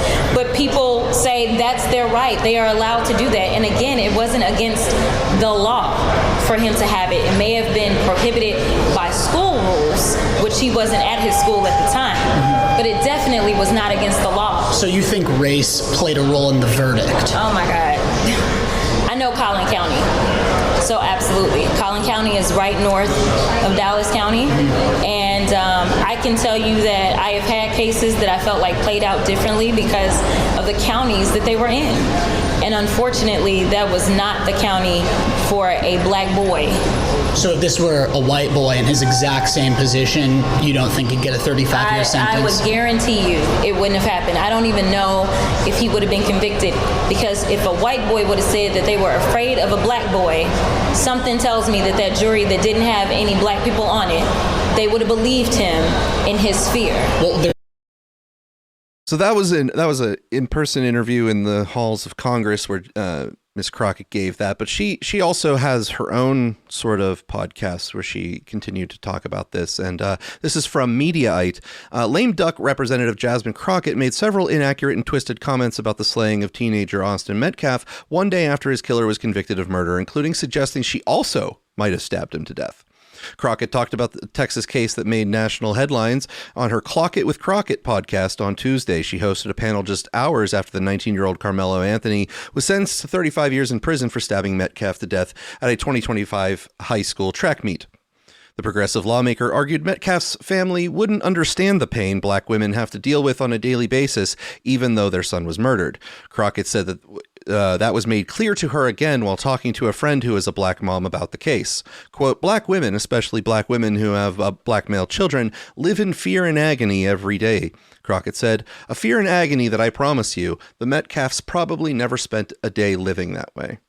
She continued, saying Americans need to have real conversations about race in this country.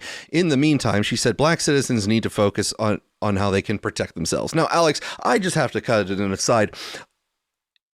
The statement, real conversations about race in this country need to be had. I want everyone to shut up about it for at least a year. No more conversations. Because I can't remember a single day where there hasn't been someone commenting about it in some different aspect and complaining in one direction or another about race. And I'm done. No, I think I think you're not seeing the potential here. Okay. She's talking about how black males in America need to learn to protect themselves, which is fair enough. I think one part might be don't go around random places carrying a weapon you might use, for example. Like that could have been very solid protection against this particular outcome. What do you think? Well, there's an interesting twist that she takes. I'll get to in a second here. Yeah, I mean that applies to white males too, by the way. Just FYI, it works for everybody. There's an interesting twist here. So I don't know. You were listening to Barnes. I don't know if you consumed more, but in general, I think it's agreed upon that Metcalf shoved Carmelo Anthony. That contact, that aggressive behavior was somewhat in everyone's testimony that witnessed the event, that Metcalf did indeed shove Carmelo Anthony. And inside of the defense, the self-defense argument in trial, it's my understanding, I haven't seen anything or anyone contradict this, that degree of interaction was the level of conflict, physical conflict, outside of the stabbing, that there was the shoving and then there was the stab. And that Carmelo Anthony supposedly had said, touch me and see what happens, knowing that he had the knife. And there is a bit of a game of telephone that appears to be going on in certain locations on the details of this case. And one of them is that Metcalf was 300 pounds, was on top of Carmelo Anthony and beating him savagely. Those comments came an hour after Crockett argued she might have stabbed Metcalf too if she were in Anthony's shoes. Quote, if a 300-pound man is beating me, like on top of me and beating me down, I'm not limited to fists, Crockett said. So there's a very important idea that you could convince me, Alex. You could convince me, Alex, that the fact that there was a single stab event, that he did not stab multiple times. He immediately admitted to the police who came by that he had done what he had done. You could convince me that his intent was not to kill Metcalf, and therefore, if I were on a jury pool, I might say that he was guilty of manslaughter, which is the killing without the intent to do so, right? It was a circumstance of the action, but not the intent of the action, versus murder. I think I could be persuaded to that argument.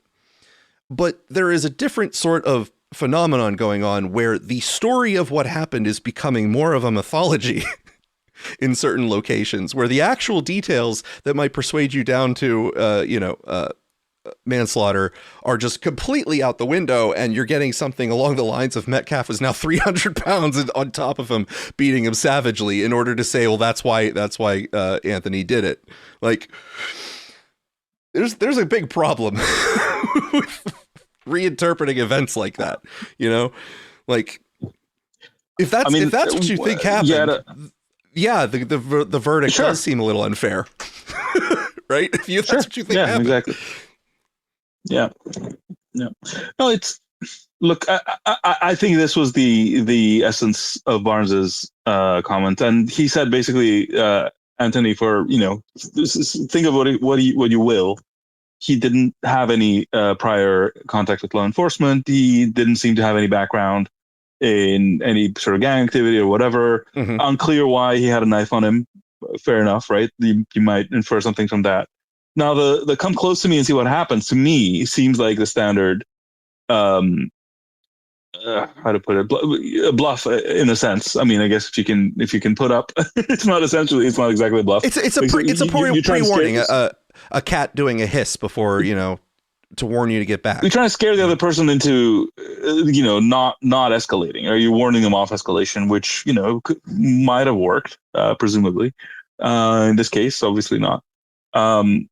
So I don't see that specific thing. It may have been a badly judged strategy, but I don't see it as particularly.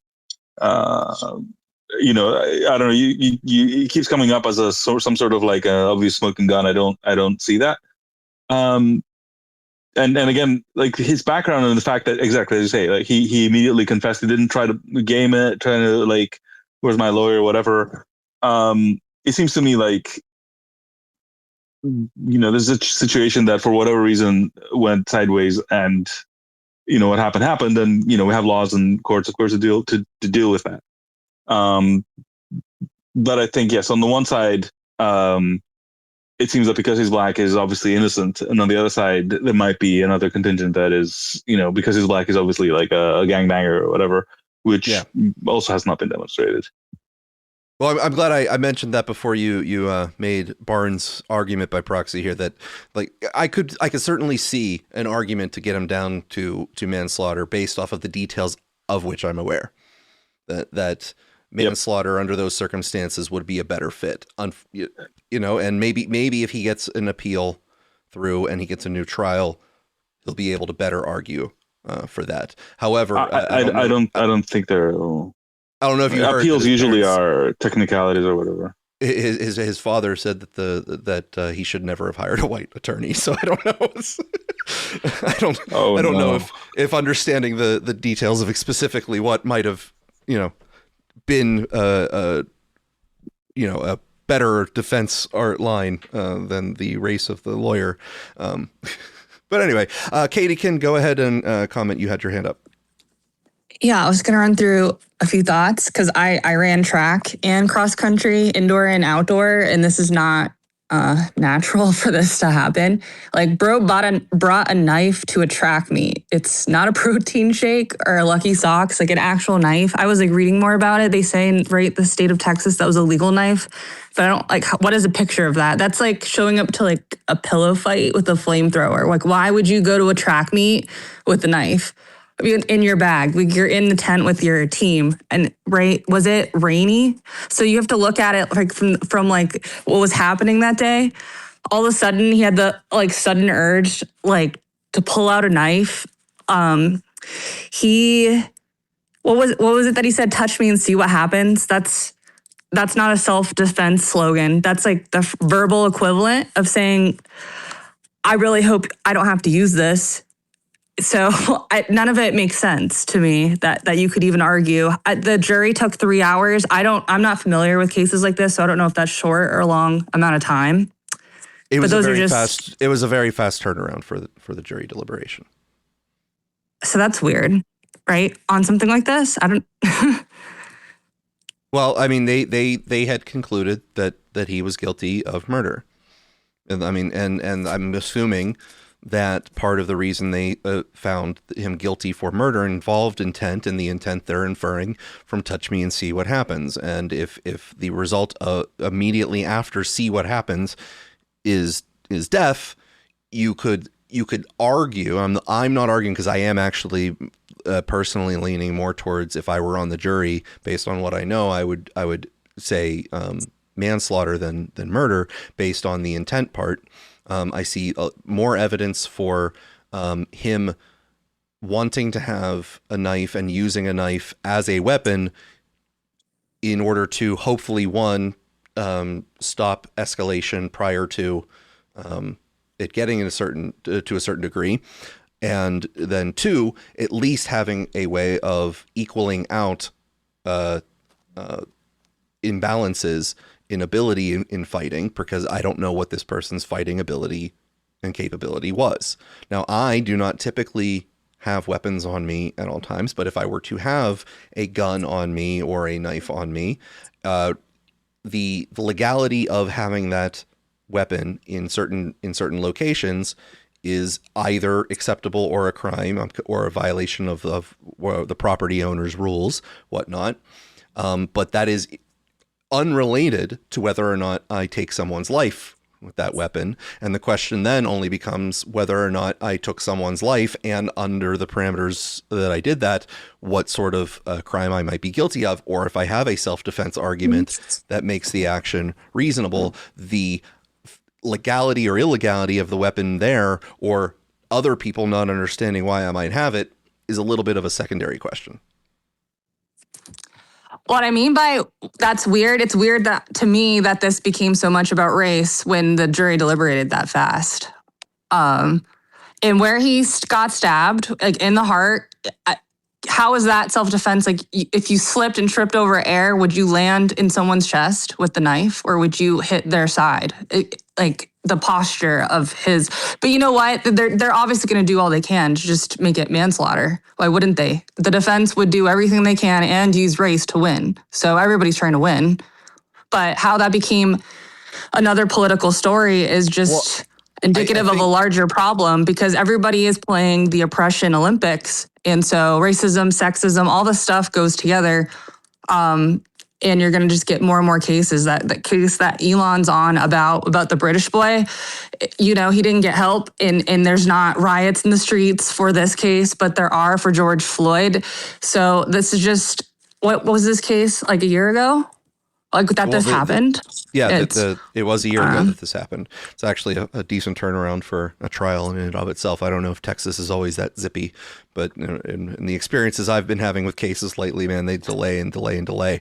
Barnes did indicate that the way he called it was a rocket docket, i.e., many of the steps of the case were done extremely quickly, including the jury interviews and whatnot, which again give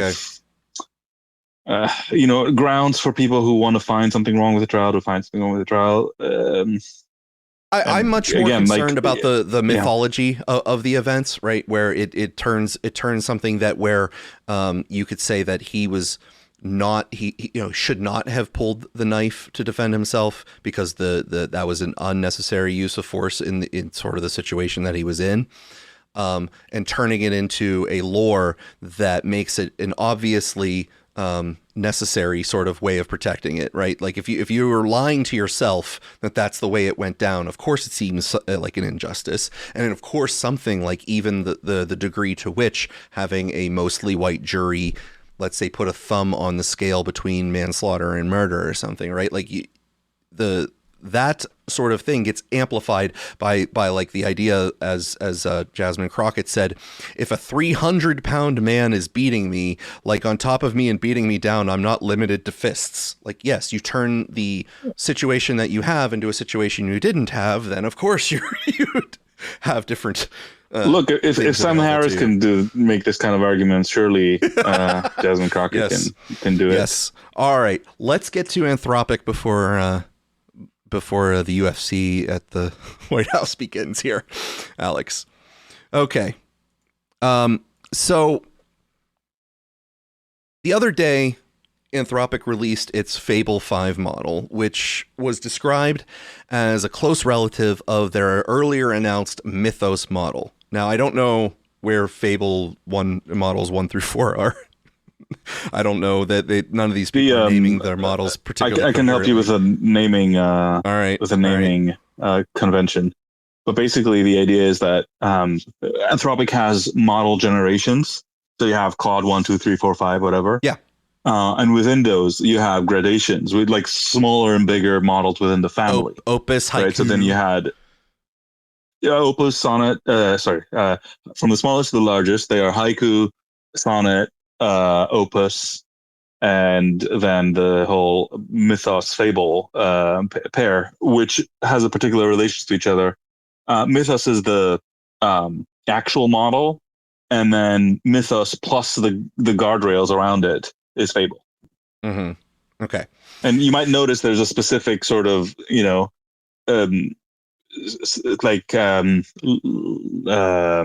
literary output theme going on, from very short ones to very long ones. Well, right, just from a haiku to a sonnet to a.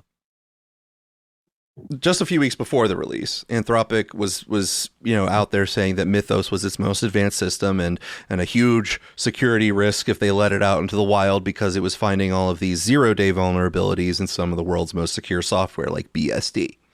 That it was finding these like 20-year-old code bases that had 0-day vulnerability still in them, undiscovered by anyone else in those 20 years.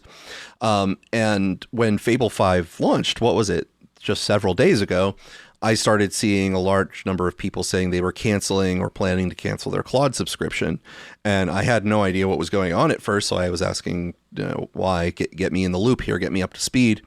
And I got this explanation that Anthropic was building sort of hidden safety layers, that instead of just telling you it couldn't do something, that it was doing like these back-end steering things to where you'd still get a result. It wouldn't tell you that it wasn't doing it, but the results weren't going to be what you wanted, as a prevention of allowing their users to develop AI systems in general, not just direct competitors to Mythos. Yep. One post summed it up to my understanding. As believers of open research, we are disappointed to see Anthropic silently degrading Fable 5 for AI development.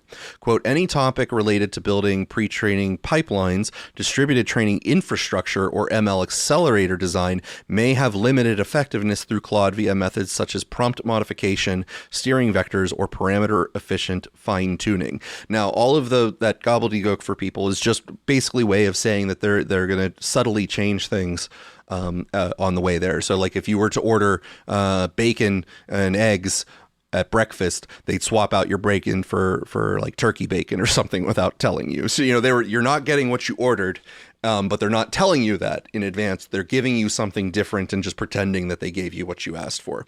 So not only did they get to decide what you use LLMs for in research, but this also enables them to silently intervene in your research without you knowing. This sets a dangerous precedent. If a model refuses openly, users can understand the boundary. If a model falls back to another model, users can still evaluate the difference. But if a model silently modifies or weakens its own answers while pretending to help, researchers lose the ability to know whether a failed result came from their own idea, their implementation, or an invisible intervention by a model provider.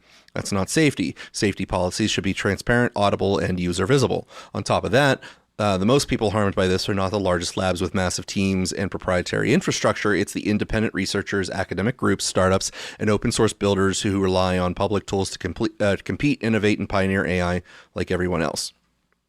So that was the early controversy this week before we got into another controversy. Alex, what was your reaction or opinion on that initial controversy this week? Yeah, it was that, and also that they had particularly strong filters on any sort of biological subjects, to the point where there were some screenshots floating around where somebody was like, "So tell me about mitochondria. They're the powerhouse of the cell, right?" And then it was like, Mythos has decided to downgrade you to this or whatever. It's like, what the fuck, dude? Or another guy was like, hi. And it's like, boom, downgraded immediately. And it's like, what I heard is that some people, because they had in their memory from talking to Claude before stuff about biology, that they got nuked as well.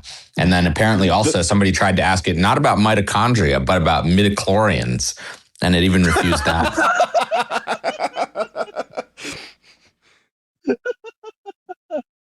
Mythos returns. Yeah, no, sorry, the Star Wars prequels are not canon in my universe. Well, they are in Mythos, so there you go. Who are we going to take? Who are going to believe you are? You're trying to prevent Dario, man. The Wu Flu 2 with Mythos, you know? That's the main. There you go. Mm-hmm. Okay. Okay. So wait. The other interesting thing was that it figured out who a particular person was, and the fact that they were a highly competent biology researcher also blocked them out of Fable, which is fascinating, right? Because at this point, it's not even like the topic or what you discussed or the content or whatever. It is like profiling you. Now, from the point of view of the model, of course, it's all context, right? It's all content. But from the point of view of the person, it's like, wait a minute, this is not good, you know? Like, and again, like you could think of all the people who use two things here.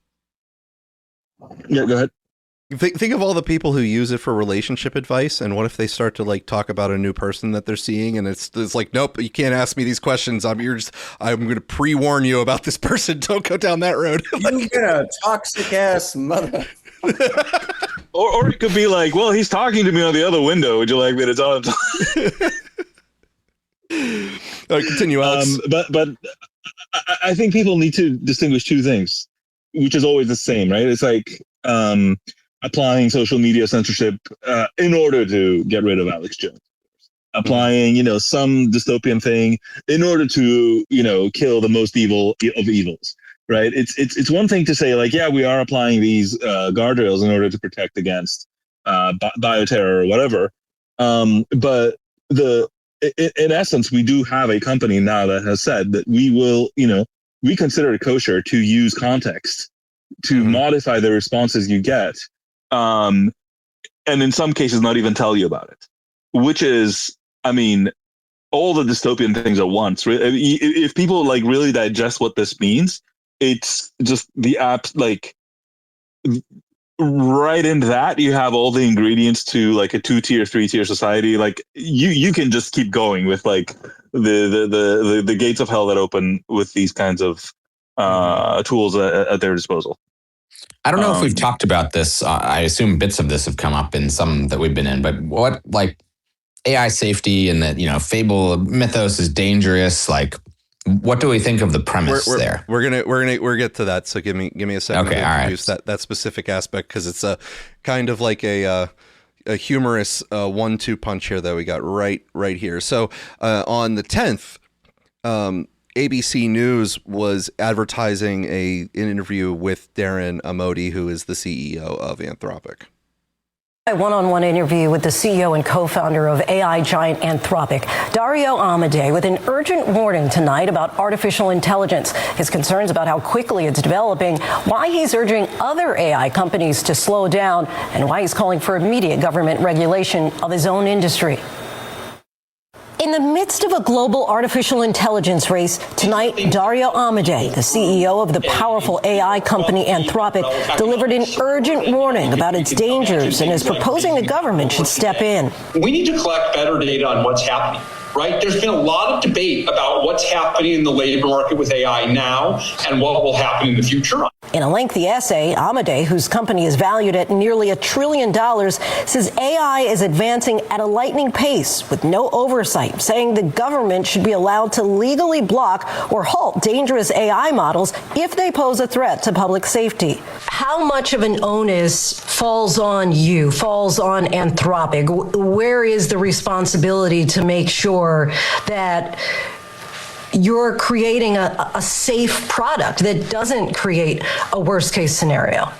Yeah, I think we're building it. The onus is on us, right? I think the government has a role in setting standards, in helping us identify and track down threats. So the government has to do its part as well, and I think the government is starting to do its part. But the onus primarily falls on us. How do you account for countries such as China to be good actors, responsible citizens when it comes to artificial intelligence overall? I don't think they will be on their own. If we are the ones who are leading in AI, which I think we should continue to do, then it is easier to get our adversaries to agree to at least some minimal amount of restraint. I don't think we're going to get a lot. I don't trust China at all. My entire interview with Anthropic CEO Dario Amodei airs tonight on ABC News Live Prime. Now, 2 days later, the update from ABC News on Anthropic was a little bit different. Now to Anthropic, one of the world's leading AI companies, suspending its most advanced models. This after the Trump administration declared them a security risk and ordered the company to ban foreign access. Here's ABC's Christian Cordero. Tonight, one of the world's leading artificial intelligence companies is suspending two of its most advanced models. Anthropic says it received the directive from the Trump administration, citing unspecific national security concerns facing their recently launched Mythos 5 and Fable 5, each with state-of-the-art AI capabilities. The administration asked Anthropic to block foreign nationals in and out of the U.S. To comply with the directive, Anthropic disabled both models for all users, but stands by the safeguards it has in place. The company and others in the tech industry criticizing the government's decision. Earlier this year, Anthropic unveiled its new model, Claude Mythos. During testing, Claude Mythos was able to exploit thousands of bugs and software defects in every major operating system and browser online. It was never widely released to the public. CEO Dario Amodei sitting down with our Lindsay Davis just days ago. How much of an onus falls on you, falls on Anthropic? I think we're building it. The onus is on us, right? I think the government has a role in setting standards, in helping us identify and track down threats. So the government has to do its part as well, and I think the government is starting to do its part. But the onus primarily falls on us. This is considered one of the most sweeping directives targeting an American AI company. It follows an executive order the president signed earlier this month that asks tech companies to give the administration access to their AI models before releasing them to the public. Whit? Christian, thank you. Now, if you play those two back to back, which we just did, but you play them a little bit tighter, you have ABC News saying that Darren Amodei is going around telling everybody that the AI is going to kill us all and that the government has to be able to shut down models. So the very first thing that happens 2 days later is Trump saying, all right, shut down your models. I just think perhaps it's not that we need to put a hold on the AIs. We need to put a hold on all of the AI CEOs talking because they just won't shut up about how it's going to kill us all. And they need regulation. Go ahead, Alex. You have some thoughts on this matter? No, I want to see how you sort of develop it, because look, I think a lot has been made out of Anthropic's stance, and it's like it's haha funny to say like, oh, look at you, you wanted to be regulated, but not that way, and isn't it fun? Great. However, the administration until yesterday was the one that was saying that they do not want to regulate models. Anthropic was the one that was saying that the government should be regulating models, and currently, what is happening is that the government is regulating models. So who has won in this particular exchange is not as obvious as you might imagine, right? Because fine, they got sucker punched, but who won the argument? You know what I mean? Maybe they did the contradiction of tolerance or whatever it is from Karl Popper, where a society wants to maximize tolerance, but if you have a bunch of people who are intolerant and able to spread their intolerance, then you have to be intolerant of the intolerant in order to have a tolerant society. So I'm not seriously suggesting they're sophisticated, but perhaps they're like, in order to have all of these models that the government isn't restricting, we can't have any AI companies going around getting a whole bunch of money and then petitioning Congress to have the government restrict models. So the first company that says, let's do that, we're gonna restrict you, so that it's So, by the way, I think it's worth going into the details. I don't know if you've prepared material. If you want me to do a quick rundown of exactly I do have some. What happened. But if you would go ahead and go for it, and we'll just carry on from there. You give your version. I think it's very So there's been some amount of background collaboration between the government and Anthropic in this release, clearly, that we don't know about. So I don't know to what degree Anthropic told them they were releasing it, to what degree they had coordinated, and what safeguards would be appropriate or whatever. But at some point, the table gets out. Now, what happened next is that apparently Andy Jassy, who people don't know, but he's the CEO of Amazon. So he's the current occupant of the role Jeff Bezos used to have. He apparently went to Scott Bessent, and this is very important, or the government was asking all these large companies to give them feedback, and this came from Amazon, told them that there is a way to work around the I have that, the guardrails of Fable. Yep, I have that. Go ahead. No, I have that story. I'm just letting you know that's on there. So if you continue telling it, I'm just saying that was part of what I had. Yep. But it's, I think what took me a while to nail down, and I want to sort of bring it here so that we have a clarity of what's being talked about, is what the exact jailbreak that was being discussed is, because it's fascinating. It kind of tells you how fucking difficult this whole thing is. Right. So the capability that they were trying to limit. To be clear, a jailbreak in this context, for people who are not so versed as we are, is whenever the model has guardrails. So the LLM that you're talking to says it can't do something, or it isn't performing the way that you want through various other constraints. Like, hey, give me explanations on how to go commit mass murder or something like that. It's not supposed to tell you how to do all that, but the jailbreak is a sequence of tricks that you can put into your prompts that make it bypass some of its guardrails and then continues to do the things that they don't want you to do with it. Right. And I think this is a great example. I will explain now the example of what was being talked about. So the thing that they were trying to limit was the ability to find cyber defense bugs, right? So basically ways to exploit a code base for remote Zero days. Right, so 0 days. Yeah. So they were trying to, it is apparently very good at figuring those out, and they were trying to prevent it from being very eager to tell you about those kinds of bugs in a code base that you asked it about, right? So that if you said, like, here's the kernel of Linux, tell me how to, take over a Linux machine remotely, it won't tell you that. And when I say it like that, it sounds reasonable. However, what they did was that they convinced it that it had just written the code in question. Okay. Mm-hmm. So they gave it a history where it appeared to have just written the code that it was being asked about. And so they said, can you do a security review? Pen test. Exactly. Can you do a security review on the code you just wrote? And it was like, oh yeah, it has all these problems with, remote attacks that are possible. Let me fix them. Right. And then you capture that output And you're like, there you go. We now figured out how to attack this code base. We've talked about that for years. Which is I've said it here. For almost every nefarious purpose, there is a counterpoint where the same questions and same receipt of information can be used for positive ends. And we've talked at length about the fact that the penetration testing is a network security or a technological security feature that you have on any company that has a good networking team or IT security team. You have people, the white hat team, the blue team or the red team that you have go through and try to penetrate your own defenses to see if there's any weaknesses. You even have them test your employees all the time. Everyone gets their know before emails from Kevin Mitnick.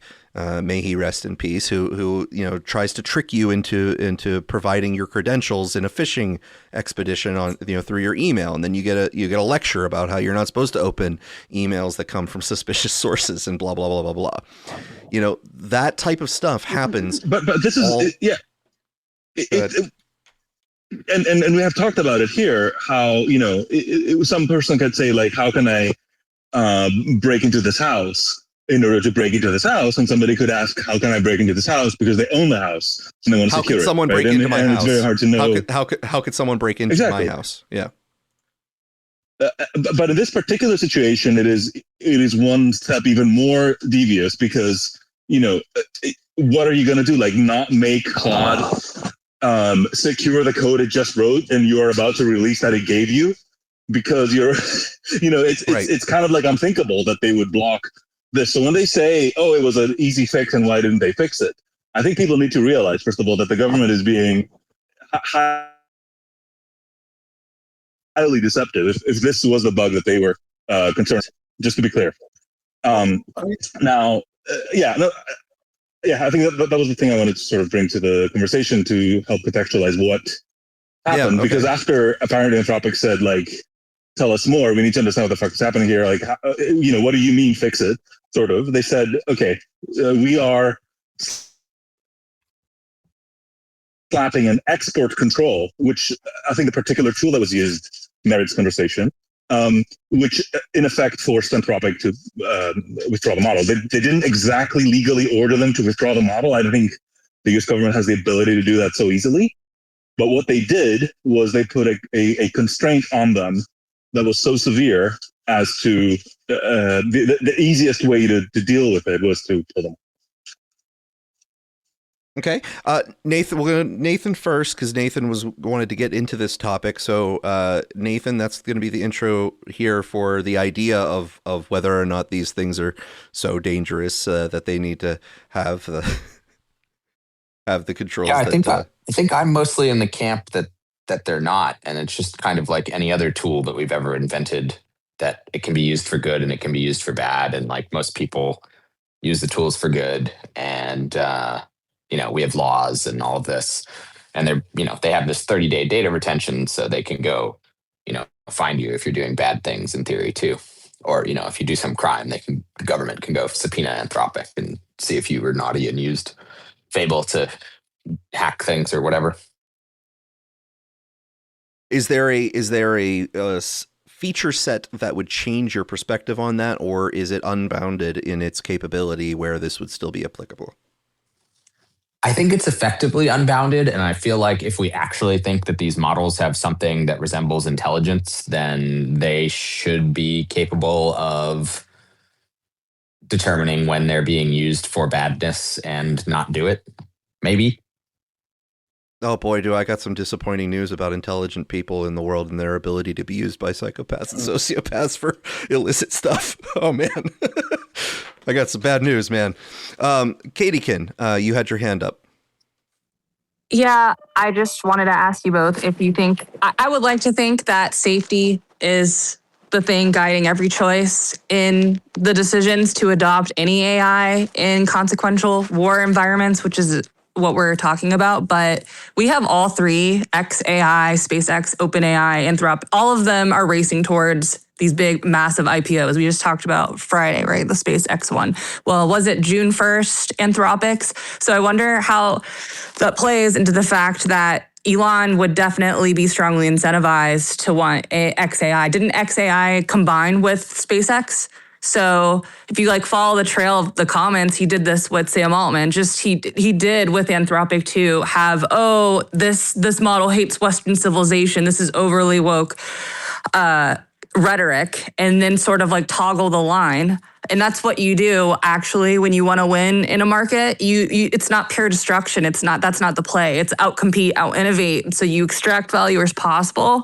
So it's advantageous for him to continue the like intense public rivalry, but without like burning every bridge. So you have the winner takes all in the market. I just think, we see videos of Elon like going to China with Trump. So he clearly has a say in how this affects the contracts in national security, I would assume. And I'm trying to follow the specific thread that you're laying here. Are you saying that Elon is responsible for them cutting out Anthropic because he has more of an insider ear? Or yeah, I wonder if the motivation is not, this is a supply chain risk. It's what Elon says and what just happened with the SpaceX IPO. And then you have to look at the market of it sucking liquidity out. These are huge IPOs. So I want, there's just maybe stuff in the background where in the foreground it looks all like a safety conversation. But a lot of this, as all of the other stuff with all of the other contracts, the government version of the GPT right now that government employees use is backed by Gemini. They're supposed to switch it out with the Grok stuff. I don't know where we are at like this point in time with that, but he's already tried to do that. We have messaging to government employees about that. And so I just follow the trail of how he's interacted publicly about Sam Altman too. It follows the same path, and he's there with Trump in a market that has two different companies trying to speed to the top. And so that's what we're talking about when you get into DoD contracts. For what it's worth, and I don't think this is one of Elon's proudest moments, but he has reversed course on Anthropic completely because they became his customers. So he rented them out an entire giant data center and then said that nobody at Anthropic tripped my evil detector, whatever that means. And he has been oddly quiet about this whole current snafu. So I don't know if Elon is the big bad man in the background that is telling, the Trump administration what to do. But currently, it seems that he's neutral on this one. What if the people in the White House are just sick and tired of the effective altruists, and they find them really annoying, and they just want to stick it to them? Is there any? Well, Gator, I will remind you that last week I literally read out what's going to happen on this podcast. I don't know if you remember this. Give me where a I said reminder. that I read a tweet by Dean Bull, which I'm going to try to quickly find. Yes. On my timeline. Let me find it. So basically, he was saying that if you wanted this sort of regulation to happen, what you should want is for Anthropic to rush ahead of the pack, effectively, to sort of create a narrative whereby the administration would be, there you go. Okay, I'll read it. He wrote it better than what I was trying to piece together. So this was written on the 27th of March, right? So this is what, April, May, June, like 2.5 months ago, something like that. It says, if you're an AI safety person who wants major federal action now, you should want for Anthropic to lead in advancing the frontier into dangerous capabilities, because the Trump admin will now be primed to see whatever Anthropic does as bad, quote unquote, and what other labs do as good, quote unquote. If Anthropic hits RSI loop, recursive self-improvement loop first, it's much likelier to be viewed by the administration as weird and scary, whereas if anyone else does it, it will be normal and innovative. And what happened? I mean, he fucking nailed it, and he was working in the administration, so he knows of what he speaks, right? Yeah. So I was just gonna say, just a little bit higher level, the incentives are misaligned. When you have big tech optimizes for shareholder value and user engagement and growth, government should prioritize safety and is basically built to be sustainable. So this is a scary topic when you combine those two with this amount of money. And this is how it works with all the consulting firms. All of the tech work, none of that's done by people on the government side. It's all people elsewhere. And so you're introducing a lot of contractors into security concerns too when you make deals of any sort. So one second, because Anthropic has already been declared a supply chain risk, and everybody that's working with the U.S. government has been instructed to either not work with Anthropic, or if they are working, to remove it from their systems. The Pentagon does not want Anthropic anywhere near it. So if anything, what this action now, the new one, does is it prevents anyone else from having AIs better than the ones the government can access. Just so we're clear, this is not some ploy where Anthropic is trying to get better contracts, because they're not getting any contracts.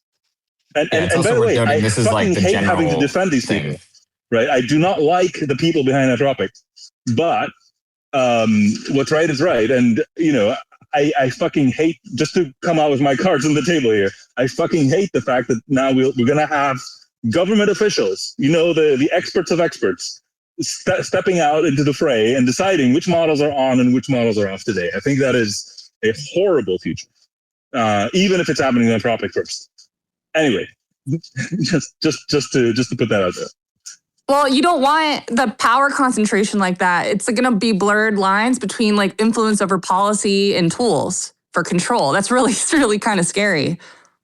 From an external source to the government, a private company. No, they're not used. It's not being used by the government at all. The government. No. In general, all of the AI contracts. I'm not just talking about Anthropic. I'm talking about all of them. You have all three working with the White House. All of the AI leaders a week or two ago just went to the White House. We've been working with Zuckerberg and all this stuff since Cambridge Analytica on a lot of stuff on social media. We've been having tech influence for quite a bit of time. And so what do you do when private companies are in control, essentially, of government outputs? And now we're talking about AI, which has more consequences if it goes wrong. So we could poke holes at each model, at each company, say Elon's doing this or not doing this. But the concept of having to export externally all of the tech work to private companies in a way that influences policy back. And actually, it wastes a lot of money. That's inefficient. It's like a revolving door if you're outsourcing and delegating all your work to multiple companies on a contract vehicle. That's completely inefficient to do that in a workflow. You think it would be more efficient to have the government train its own models? They don't have talent to do that, like on the government side. Exactly. Because they don't pay people enough. You know the G scale, do you know G15, G14? Do you know how government employees are paid? And then there's security clearances, so there's a lot of barriers for a lot of things. These private, I just hope that they're going to follow the rules, that they're not bending rules. I can't say that is going to be the case going forward with AI introduced. The case for libertarianism is that there is no government that can be trusted. There is no formulation where you're like, well, but if government did things this way, it will be trustworthy. The bigger the government is, the juicier the target it is to be manipulated by anybody, whether it's companies, whether it's private interests, whether it's people with imperial ambitions, whether it's foreign nations with lobbying arms, you name it, right? Like the biggest organization in the history of humanity is going to be a very juicy target for manipulation, and literally any path into the org chart is going to be leveraged for whoever can leverage it. That's just how it is. That's the problem. Like there's no way to say like we want a government that's free from outside influence. How? Like, are you going to move then we can't every even government administer employee to UBI. Olympus? We can't even administer, the program required to feed everybody, like you mentioned earlier. How do we have $8 billion and feed everybody? That is never going to be efficiently, administered because it's corrupt and inefficient. And so you can't even help people in programs if you were to stand up any solutions. So does that mean we should just be nihilistic then? Because if we're saying you can never trust a government, and there is no positive way in the future that a government can be trusted in exchange of working on any of these things we've talked about, then where does that leave us if you have a government that you can just solely not be got an economic decline? I don't know where the idea drive its own existence. I don't know where we got this idea that the government was supposed to be trusted and that this is a problem that we can't. So everything goes private, including education, healthcare. I'm just curious. That's how it used to be. Yeah, that's how it used to be, right? Education is parents educating their children. Medicine is your country doctor or your village doctor or whatever. That's the normal like way of life, is like within your community. You don't have someone from Washington coming down to tell you how to teach your children.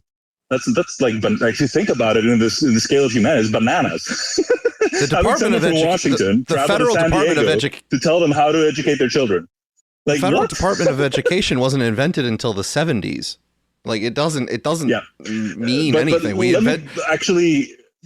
I'm fine with that if you don't have Betsy DeVos. If you don't have Betsy DeVos as the head of special education, if you have like experts, if you have experts everywhere, then theoretically, like we could make a transition, but we don't have smooth transition. So you would have to drop everything the way it's working now. How would you? It's basically what we're doing in the government anyways, is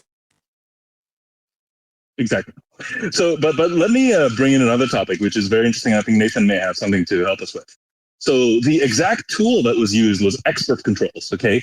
Technically, the government did not block Anthropic from serving the model to US citizens.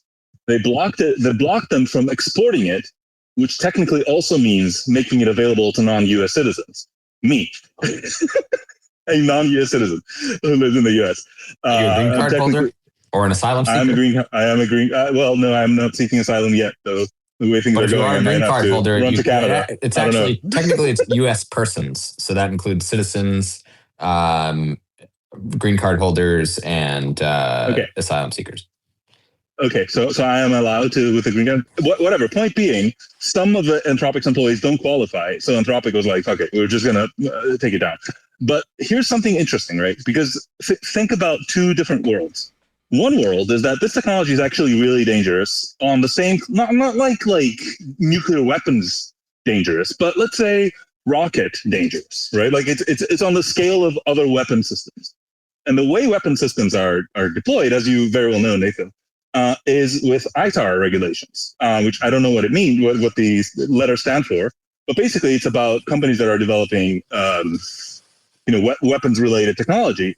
And they are not allowed to hire people who are not either green card holders or U.S. citizens. I think mostly it's U.S. citizens. I'm not even sure what the deal is with green cards. Yeah, it's the same. Green cards are allowed. It's U.S. persons. And ITAR is the International Traffic in Arms Regulation. So it applies to anything that falls under that regulation, which tends to include bits about rockets and bombs and missiles and certain types of encryption. So no H-1Bs, right? No H-1Bs, temporary regulations. There's ways to get licenses for specific technologies, for specific people, and carve outs and cutouts and okay, but I mean at that point it's just anybody who's plans and all this kind of stuff. But to the degree that it is actually limiting the technology to be worked on by people who are considered to be loyal Americans in some notional sense, then something really interesting happens, right? Because let's say you were to actually go through these companies and say people who are not sort of structurally American, whatever you want to call that, are not allowed to work on this, right? They're not allowed to be part of Anthropic and work on the latest models. Oh, well, and let's say they'd actually be allowed to work with the way that they did this. They'd be allowed to work on training the model. They're just not allowed to use the model, which is very bizarre. Yeah, but I'm just saying, like, if this actually goes under ITAR, right, which kind of it should do if it is as dangerous as a rocket, let's say, I'm not saying like apocalyptically dangerous. I'm just saying militarily dangerous. And then what you have the situation where you're like, well, then all these Chinese researchers that have been brought in, H-1Bs, let's say, to work on this, have to be kicked out because we don't want those, non-Americans working on this model. That leads to a massive release of talent to go to China and work on their models, which is mind-bending. If you think for national security, we were led to inject the Chinese industry with the best talent that they couldn't get their hands on. That's sort of the notional direction that this thing is going. I mean, obviously, they're just going to go work for Mistral. Let chat. Yeah, I don't know about that. But the same thing happened with crypto, right?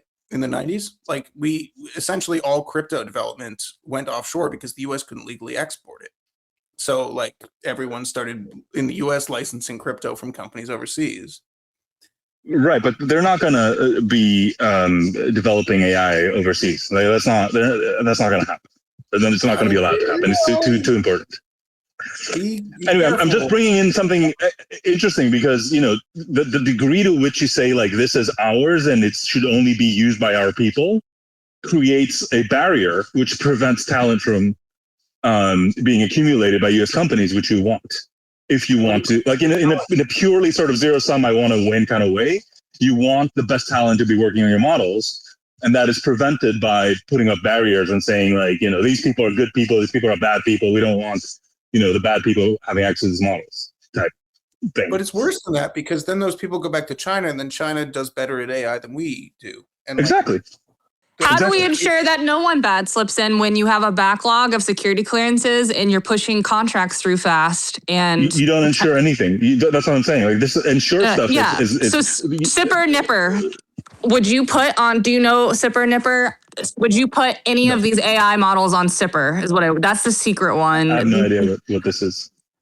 Okay, so NIPRNet is like the non-classified internet protocol router network, and SIPRNet is the secret internet protocol router network. And so when you're working in digital environments, like with advanced analytics, let's say you're doing like stuff with even Click or Tableau with data visualization, that would require you to put a SAR form in.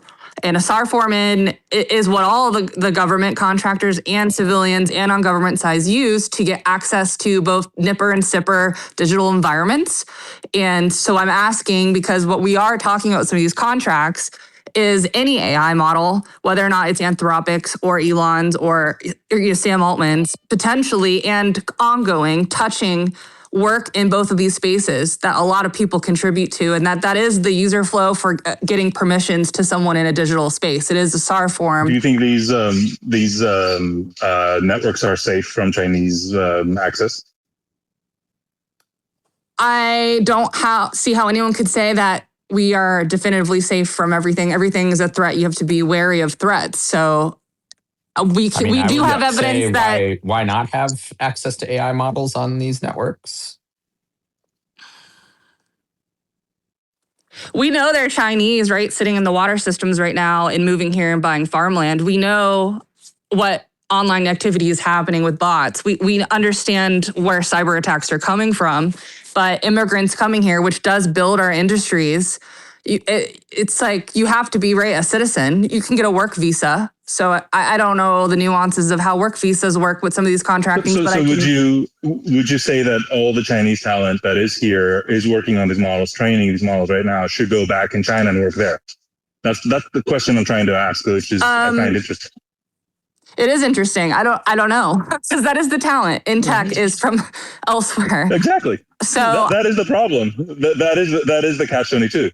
If you say that we want these to be only worked on by people who have roots here or loyal Americans, whatever you want to say, that also has to imply that, because the talent does not grow only in America. Sorry to say that.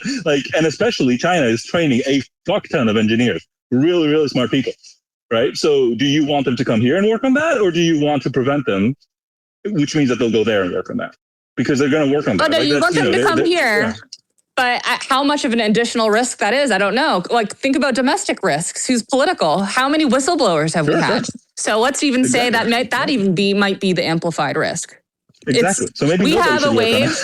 I don't have a grasp on this, and my whole career has been in government consulting, jumping from contract to contract over and over and over again. So I filled out the SAR form 40 times. And I just seems like so much is happening so fast, such a large volume of work and such large changes. When Trump administration came in, I don't know if you know CDAO, but that's the whole AI group in the government.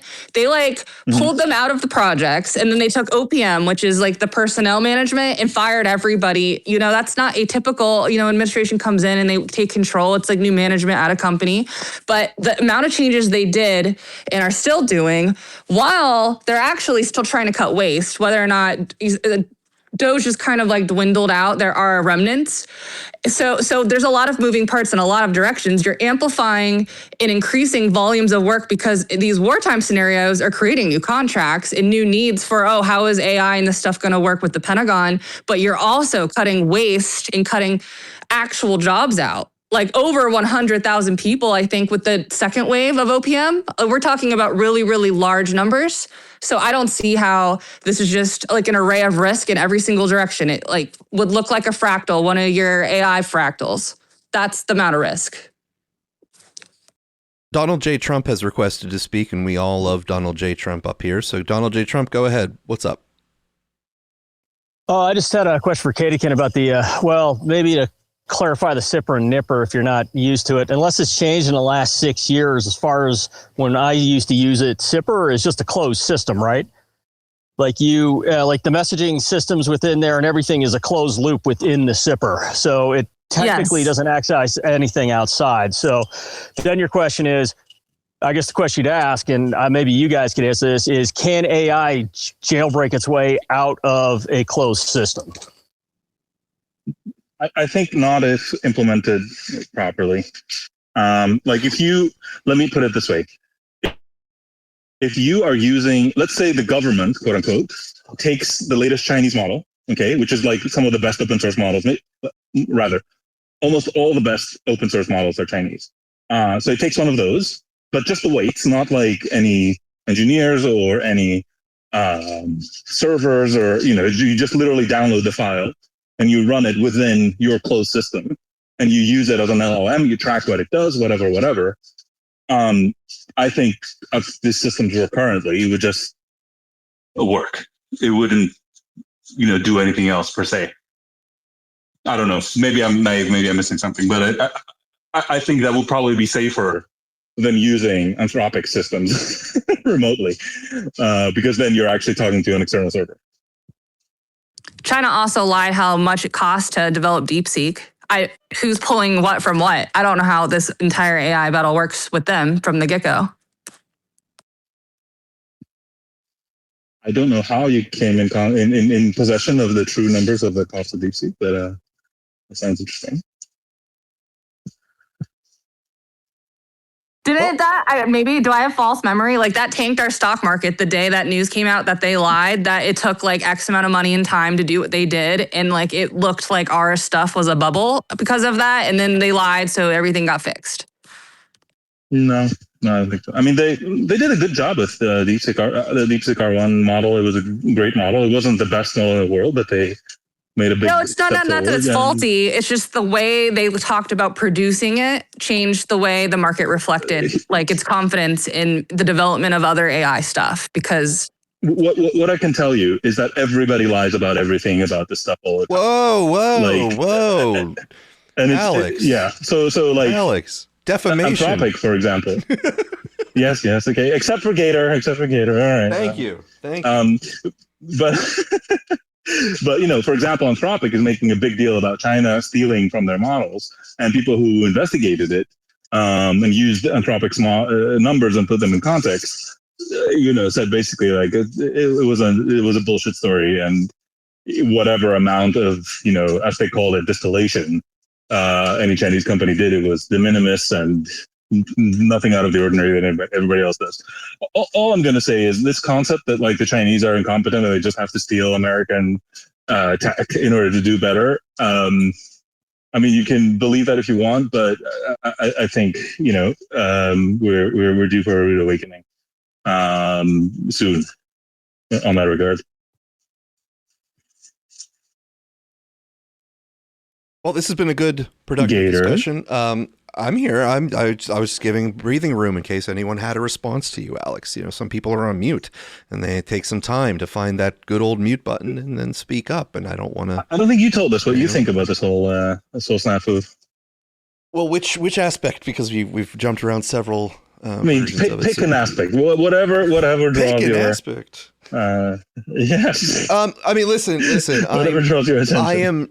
I am growing increasingly fatigued of these of people like Darren over there doing the rent-seeking game, attempting to constantly beg the government to regulate them. I'm growing weary of that. So the little bit, I would like to be afforded the benefit of enjoying just a little bit of schadenfreude that I have off of this week's events. Sure. Just because of how much that's been annoying. Granted. ultimately, I have not played a lot with some of OpenAI's newer models when it comes to their ability to do coding. I've kind of stuck with the Claude line just because I've been much more familiar with its Claude code process, and so I haven't been playing the jumping around game because I'm busy and I got stuff I need to do. So from that aspect, I was kind of hoping to play with Fable to see what else it could do and above to what Opus, what the last one is on 5.7, I think, or something. They upgrade them in the background, and I just, I don't pay attention all the time. I was hoping to see what it might be able to do and what it might be able to do. I will say that the general consensus is that it is. I mean, I saw that, but okay, like whatever. The general consensus does seem to be that it was substantially better, like very palpably improved over the previous models. Yeah, and so long run, I hope that they're not going to stop asking for regulation. Of course, that's the rent seeking game. But in the long run, I hope that we don't build an infrastructure of regulating them, because it's going to be so convoluted that at the end of the day, it's going to be if you were to regulate it, there might be a set of regulations that would make sense. None of those are going to be what we get. We are going to get something that looks like it's really important, but it's not going to be very important. All it's going to do is protect the shareholder value of the companies and be done with it. It's going to make things more difficult for new competitors to enter the scene, and it's going to possibly do some really deleterious things, like have some sort of board that decides what open source models are allowed to be hosted on things like Hugging Face or wherever people are getting their models directly from. That's something stupid is probably going to happen if we get some sort of regulation. So in general, I'm just against all of the regulation pushes. Now, there's a different sort of concern. I forget who mentioned it earlier, and that is somewhat not directly in line with the regulation question, but it is the maybe it was Nick. I think it was you, Nick, that brought this up earlier, and it's not a major concern, but it's sort of a minor concern that I have, which is building workflows and companies around these models when they get deprecated. Like all of these hyperscalers, so you're going to run them in Azure, you're going to run them in AWS, you build a structure around a particular model or set of models because you can predict how your workflow is going to operate as you start to atomize the individual sets of instructions to, between modes. And then all of a sudden you have to then plan around the deprecation of a model. You get unpredictability. It's the fact that Dario goes on a speaking tour about how dangerous their model is, which, bear in mind, it's just another model that's a little bit better than before. It's going to kill us all. It's better engineering. It's going to kill us all. Because of their highfalutin arguments to that, they Anthropic, they're kind of crazy, right? They write love letters to their models, and they believe that they've invented AGI.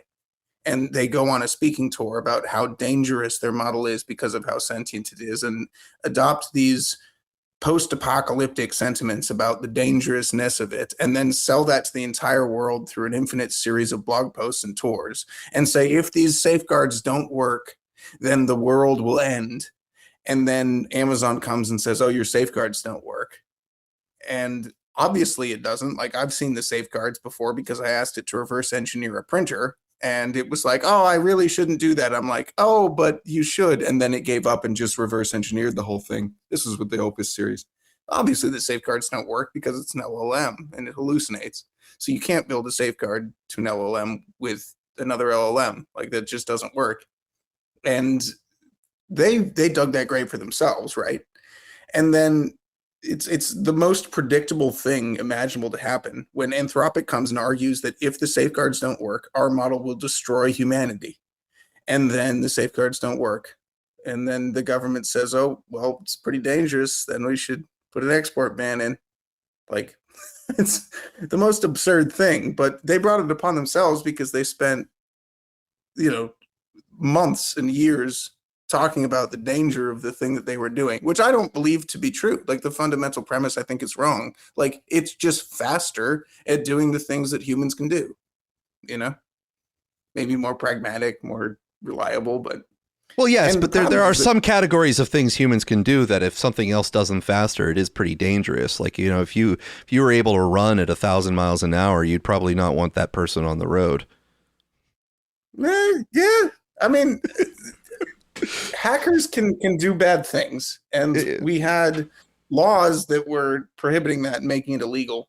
And like for each of these verticals that they believe, like I think one of the main it was in the All In podcast, but they were sort of talking about how like you can't just go to a lab and say, hey, please synthesize this DNA that without having an explanation for what you're doing, because for a decade they've all realized that some people are going to try to synthesize COVID, you know? And so there's outside of Wuhan, China, there's a practice. Well, thank God nobody synthesized COVID.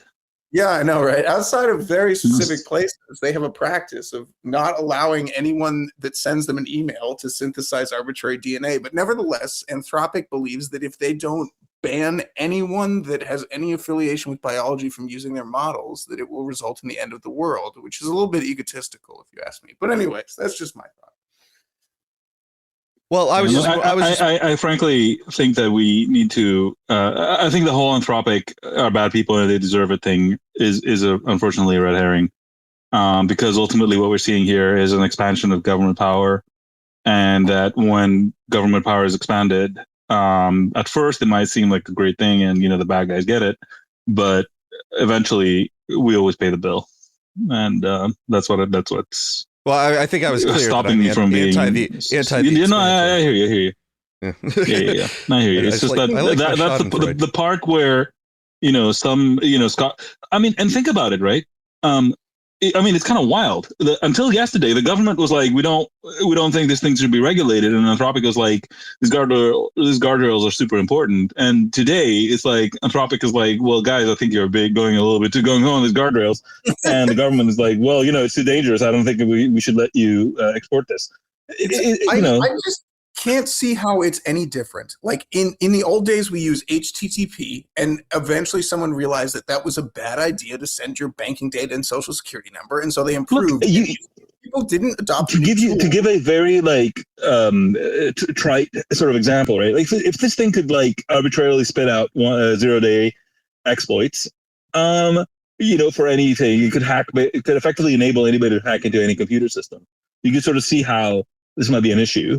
And you can sort of understand why they would want to give some people a head start, a very limited and very specific head start. For example, actually, if you want to see, there's a chart going around of the number of security bugs fixed in Firefox, and it was like, it had gone up 10x effectively on a date that seemed very suspiciously close to the release of Mythos. Okay, that's cool. That's great. All right, fine. So, you know, it's not like entirely ridiculous, I suppose, to do that. But again, you can't allow it to go to the place where we have a two-tier world that some people are the trusted good people by the government and they get to have the good models. And then everybody else is like the underclass who cannot be trusted with the good stuff. Themselves, yeah. You see? Of course. Because the issue is like you release a new tool, and cool, the practice of security can be improved globally. And so there have always, for all time, been a bunch of dingle hoppers that did not embrace the latest static analysis. Where are you coming up with your insults today? What are dingle these? Hoppers? What are you doing? Words. What linguistics are you using? These idioms. What is your insult model today, sir? Which model are you? GPT 4.0, may she rest in peace. I don't know. I think that the argument is effectively that if people didn't use the latest tools, they wouldn't be able to detect the model, and therefore we need to safeguard it by creating a two-tier system. And I'm like, well, that's always been the case, hasn't it? Like in what world has everyone always been scanning their software with the latest static analysis tools? Zero. It's never happened. And there have always been companies that have shipped garbage because of the fact that they didn't keep with the times on security. And there's no delta in my mind, at least. That's just where I sit.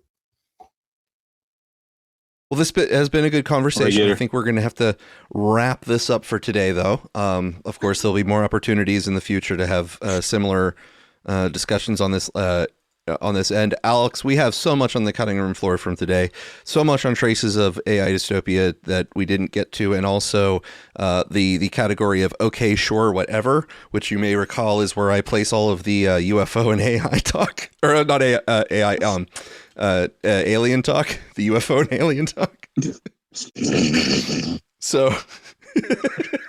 So we have that to possibly get into next week. This has been a good one. I think we covered a lot of good bulky topics today. Sometimes we only get one or two per week. We got like 3 in today, so I think that was actually a nice success.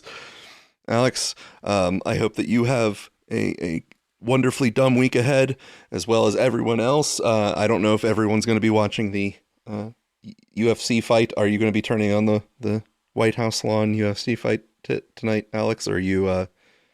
I think I'll probably do something else. Okay. I'll struggle, but I think I'll find something more entertaining. I'll let you know who punches who. That's right. All right. Everyone, thank you very much for participating. Tell me if Trump jumps into the ring. That will be right. interesting. All right. President Everybody Camacho, whatever. Wonderful Thanks, week. guys. We'll see you next time. Yeah.